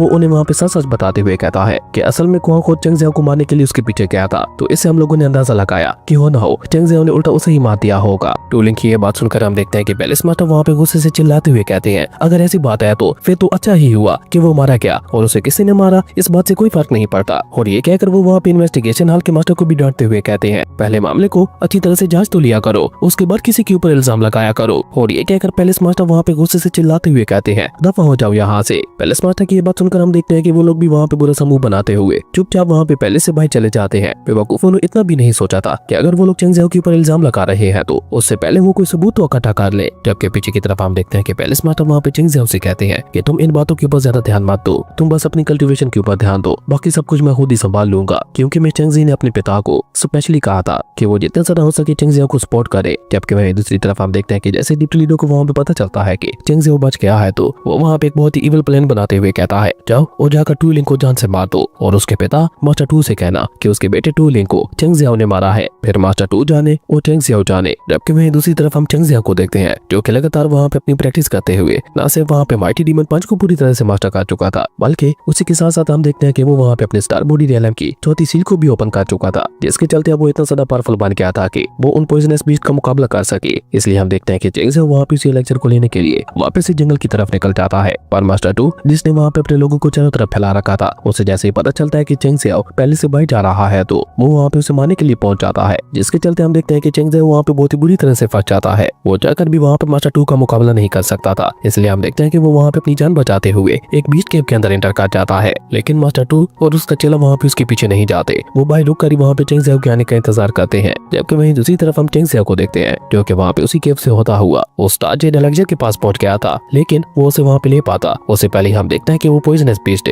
दोबारा वहाँ पे पहुंच जाता है। हालांकि चेंग जियाओ वहाँ पे बीस्ट के साथ फाइट करने की कोशिश तो बहुत ज्यादा करता है, लेकिन उनका नंबर इतना ज्यादा था कि हम देखते हैं कि चेंग जियाओ चाहकर भी वहाँ पे उनका मुकाबला नहीं कर पा रहा था। इसलिए मजबूरन चेंग जियाओ को अपनी जान बचाने के लिए वहाँ से भागना ही पड़ता है। और इसी तरह वहाँ से भागते भागते वो वहाँ पे अंडरग्राउंड केव के और भी अंदर की तरफ बढ़ता चला जा रहा था। रास्ते में उसे एक मोर बीस्ट दिखाई देता है जो कि उसकी डिवाइन स्क्रॉल का ये हिस्सा था। इसलिए हम देखते हैं कि चेंग जियाओ वहाँ पे अपनी नई पावर का इस्तेमाल करके उसे बहुत ही आसानी के साथ हराते हुए उसे अपने डिवाइन स्क्रॉल के अंदर डाल देता है। जिसके बाद हम देखते हैं कि चेंग जियाओ उसे वहाँ पे रिफाइन करने के लिए एक अच्छी सी जगह की तलाश करने लगा था, लेकिन आगे बढ़ते बढ़ते उसे वहाँ पे एक 5 कलर पाइथन का ग्रुप मिल जाता है जो कि उसके डिवाइन स्क्रॉल का ही एक हिस्सा था। जो देखा चेंग जियाओ वहाँ पे खुश होते हुए कहता है, मुझे लगता है कि आज मेरी किस्मत कुछ ज्यादा ही अच्छी है। इसलिए हम देखते हैं कि चेंग जियाओ वहाँ पे बहुत ज्यादा देर ना करते हुए अपनी सोड को बाहर निकाल कर उनके ऊपर हमला कर देता है, जहाँ पे वो छोटे छोटे पाइथन स्नेक बीस्ट को तो बहुत ही आसानी के साथ हरा देता है। लेकिन जब उसका मुकाबला वहाँ पे एक 7 सील वाले 5 कलर पाइथन के साथ होता है तो वो वहाँ पे चेंग जियाओ के ऊपर हमला करते हुए उसे बहुत ही बुरी तरह से हरा देता है। पर अच्छी बात ये थी कि इस दौरान हम देखते हैं कि चेंग जियाओ वहाँ पे किसी तरह से अपना पूरा दम लगाकर उस 5 कलर पाइथन बीस्ट को मारने में कामयाब हो गया था, और इस तरह चेंग जियाओ वहाँ पे कोर सेलेस्टियल बीस्ट को हासिल कर चुका था। उसके बाद हम देखते हैं कि चेंग जियाओ वहाँ पे एक सेफ जगह को देखकर वहाँ पे बैठकर अपनी प्रैक्टिस करते हुए सबसे पहले नहीं पकड़े हुए दोनों बीस्ट को रिफाइन करता है। सबसे पहले वो वहाँ पे बहुत बीस्ट को रिफाइन करता है, जिससे चेंग जियाओ को वहाँ पे एक डिवाइन लेवल की डिफेंसिव टेक्निक मिलती है, जबकि 5 कलर पाइथन स्नेक बीस्ट से उसे एक बहुत ही कमाल की एबिलिटी मिलती है, जिसके चलते अब से उसके ऊपर कोई भी पॉइजन असर नहीं करने वाला था। जो जानकर चेंग जियाओ वहाँ पे काफी ज्यादा खुश हो जाता है, और साथ ही साथ हम देखते हैं कि वो वहाँ पे उस स्टार एलेक्जर का इस्तेमाल करके अपनी प्रैक्टिस करता रहता है, जिसके चलते हम देखते हैं कि वो वहाँ पे एक बार फिर से ब्रेक थ्रू करते हुए स्टार बॉडी रियलम की 6 सील्स को भी ओपन कर लेता है, जिसके चलते हम देखते हैं कि अब चेंग जियाओ वहाँ पे बहुत ही आसानी के साथ मास्टर टू और उसकी चेले का मुकाबला कर सकता था। इसलिए हम देखते हैं कि चेंग जियाओ वहाँ से बाहर की तरफ निकल जाता है, और जैसे चेंग जियाओ वहाँ से बाहर निकलता है तो हम देखते हैं कि मास्टर टू तो ऑलरेडी वहाँ पे उसका इंतजार कर रहा था, जो कि चेंग जियाओ को देखते ही बहुत ही अग्रेसिवली वहाँ पे उसके ऊपर हमले करना शुरू कर देता है। लेकिन हम देखते हैं कि चेंग जियाओ वहाँ पे उसके हर एक हमले को बहुत ही आसानी के साथ डॉज करता जा रहा था, और इस मौके का फायदा उठाकर हम देखते हैं कि मास्टर टू का साथी भी वहाँ पे पीछे से आगे बढ़ते हुए चेंग जियाओ के ऊपर हमला करना शुरू कर देता है, और इस तरह चेंग जियाओ को वहाँ पे उन दो तरफा हमलों से खुद को बचाना पड़ रहा था, जिसके चलते हम देखते हैं कि चेंग जियाओ को भी वहाँ पे काफी ज्यादा गुस्सा आ जाता है। इसलिए वो वहाँ पे अपने बॉल बीस्ट और अपने बुल बीस्ट की पावर को कंबाइन करते हुए मास्टर टू के ऊपर एक बहुत ही ज्यादा खतरनाक अटैक चल देता है। हालांकि मास्टर टू वहाँ पे उस खतरनाक अटैक को रोकने के लिए अपना पूरा दम लगा देता है, पर उसके बावजूद भी हम देखते हैं कि वो वहाँ पे उस अटैक को रोक नहीं पाता, और जैसे वो खतरनाक अटैक जाकर मास्टर टू को लगता है तो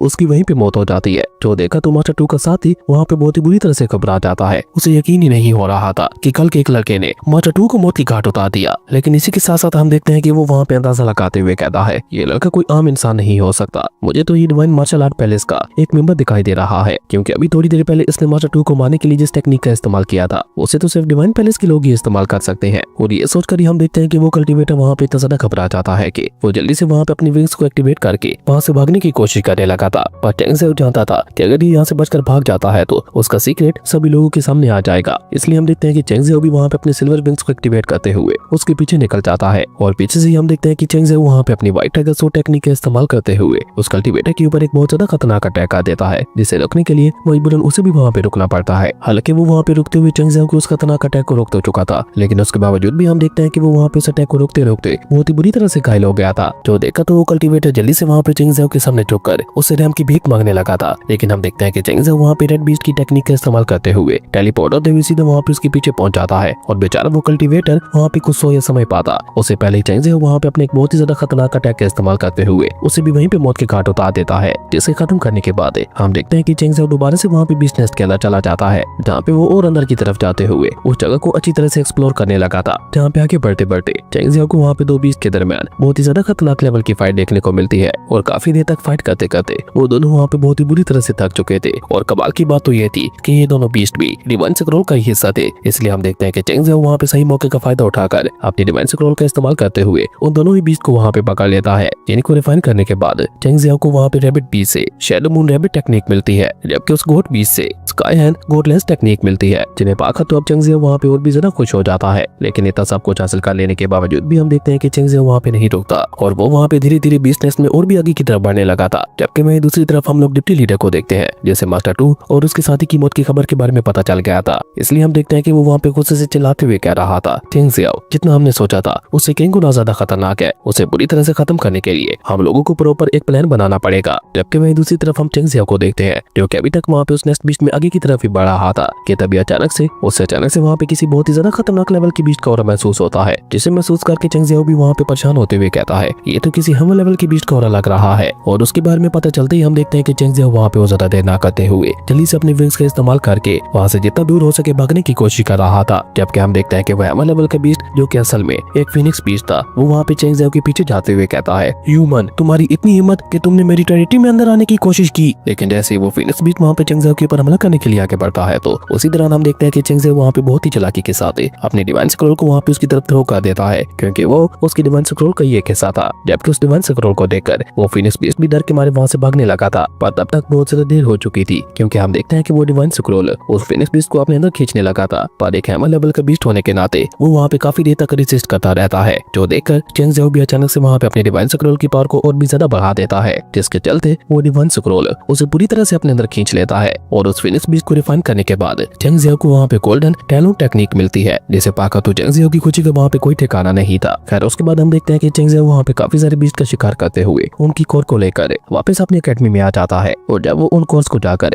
अकेडमी को सौंपता है, तो वहाँ पे बैठा हुआ एलर हैरान होते हुए कहता है, इतनी सारी कोर्स, तुमने तो ब्लैक सन पैलेस के हजारों साल पुराने रिकॉर्ड को भी तोड़ दिया। पर साथ ही साथ हम देखते हैं कि उन कोर्स के बदले में चेंग ज़ियाओ को वहाँ पे एक जेड पर्पल क्रिस्टल भी मिल जाता है। और तभी वो एल्डर वहाँ पे चेंग ज़ियाओ से कहता है, तुम्हारी एबिलिटीज तो बहुत ही ज्यादा कमाल की है, इसलिए तुम शोडाउन में क्यों नहीं जाते। शोडाउन का नाम सुनकर हम देखते हैं कि चेंग ज़ियाओ वहाँ पे थोड़ा चौंकते हुए कहता है, शोडाउन ये आखिर क्या चीज है। जिसपे वो वहाँ पे चेंग ज़ियाओ को जवाब देते हुए बताता है कि हर 2 सालों बाद माउंट टाओशियान के अंदर एक बहुत बड़ा कंपटीशन होता है, और जो कोई भी उस कंपटीशन को जीतते हुए टॉप 10 में आ जाता है, तो उसे माउंट टाओशियान का इनर डिसेबल बना लिया जाता है। और अगर तुम्हारी किस्मत अच्छी रही तो कोई मार्शल मास्टर वहाँ पे तुमसे इंप्रेस होते हुए तुम्हें अपना डायरेक्ट डिसेबल भी बना सकता है। उसकी ये बात सुनकर हम देखते हैं कि चेंग ज़ियाओ वहाँ पे काफी ज्यादा एक्साइटेड हो जाता है, और वो उस एल्डर से सवाल करते हुए पूछता है, तो ये बताओ कि आखिर ये शोडाउन कब होने वाला है। जिसपे वो एल्डर उसे वहाँ पे जवाब देते हुए बताता है कि अगला शोडाउन होने में बस 3 महीने का समय ही बाकी है, इसलिए तुम्हारे पास उस शोडाउन के लिए खुद को तैयार करने का बहुत अच्छा मौका है। और उसके ऐसा कहते ही हमारा ये कमाल का एपिसोड यहीं पे खत्म हो जाता है। दोस्तों अगर आप लोगों को ये वीडियो अच्छी लगी तो लाइक करते, और अगर चैनल पे नए आए हो तो सब्सक्राइब करते जाना। तो मिलते हैं एक न्यू वीडियो में, तब तक के लिए बाय।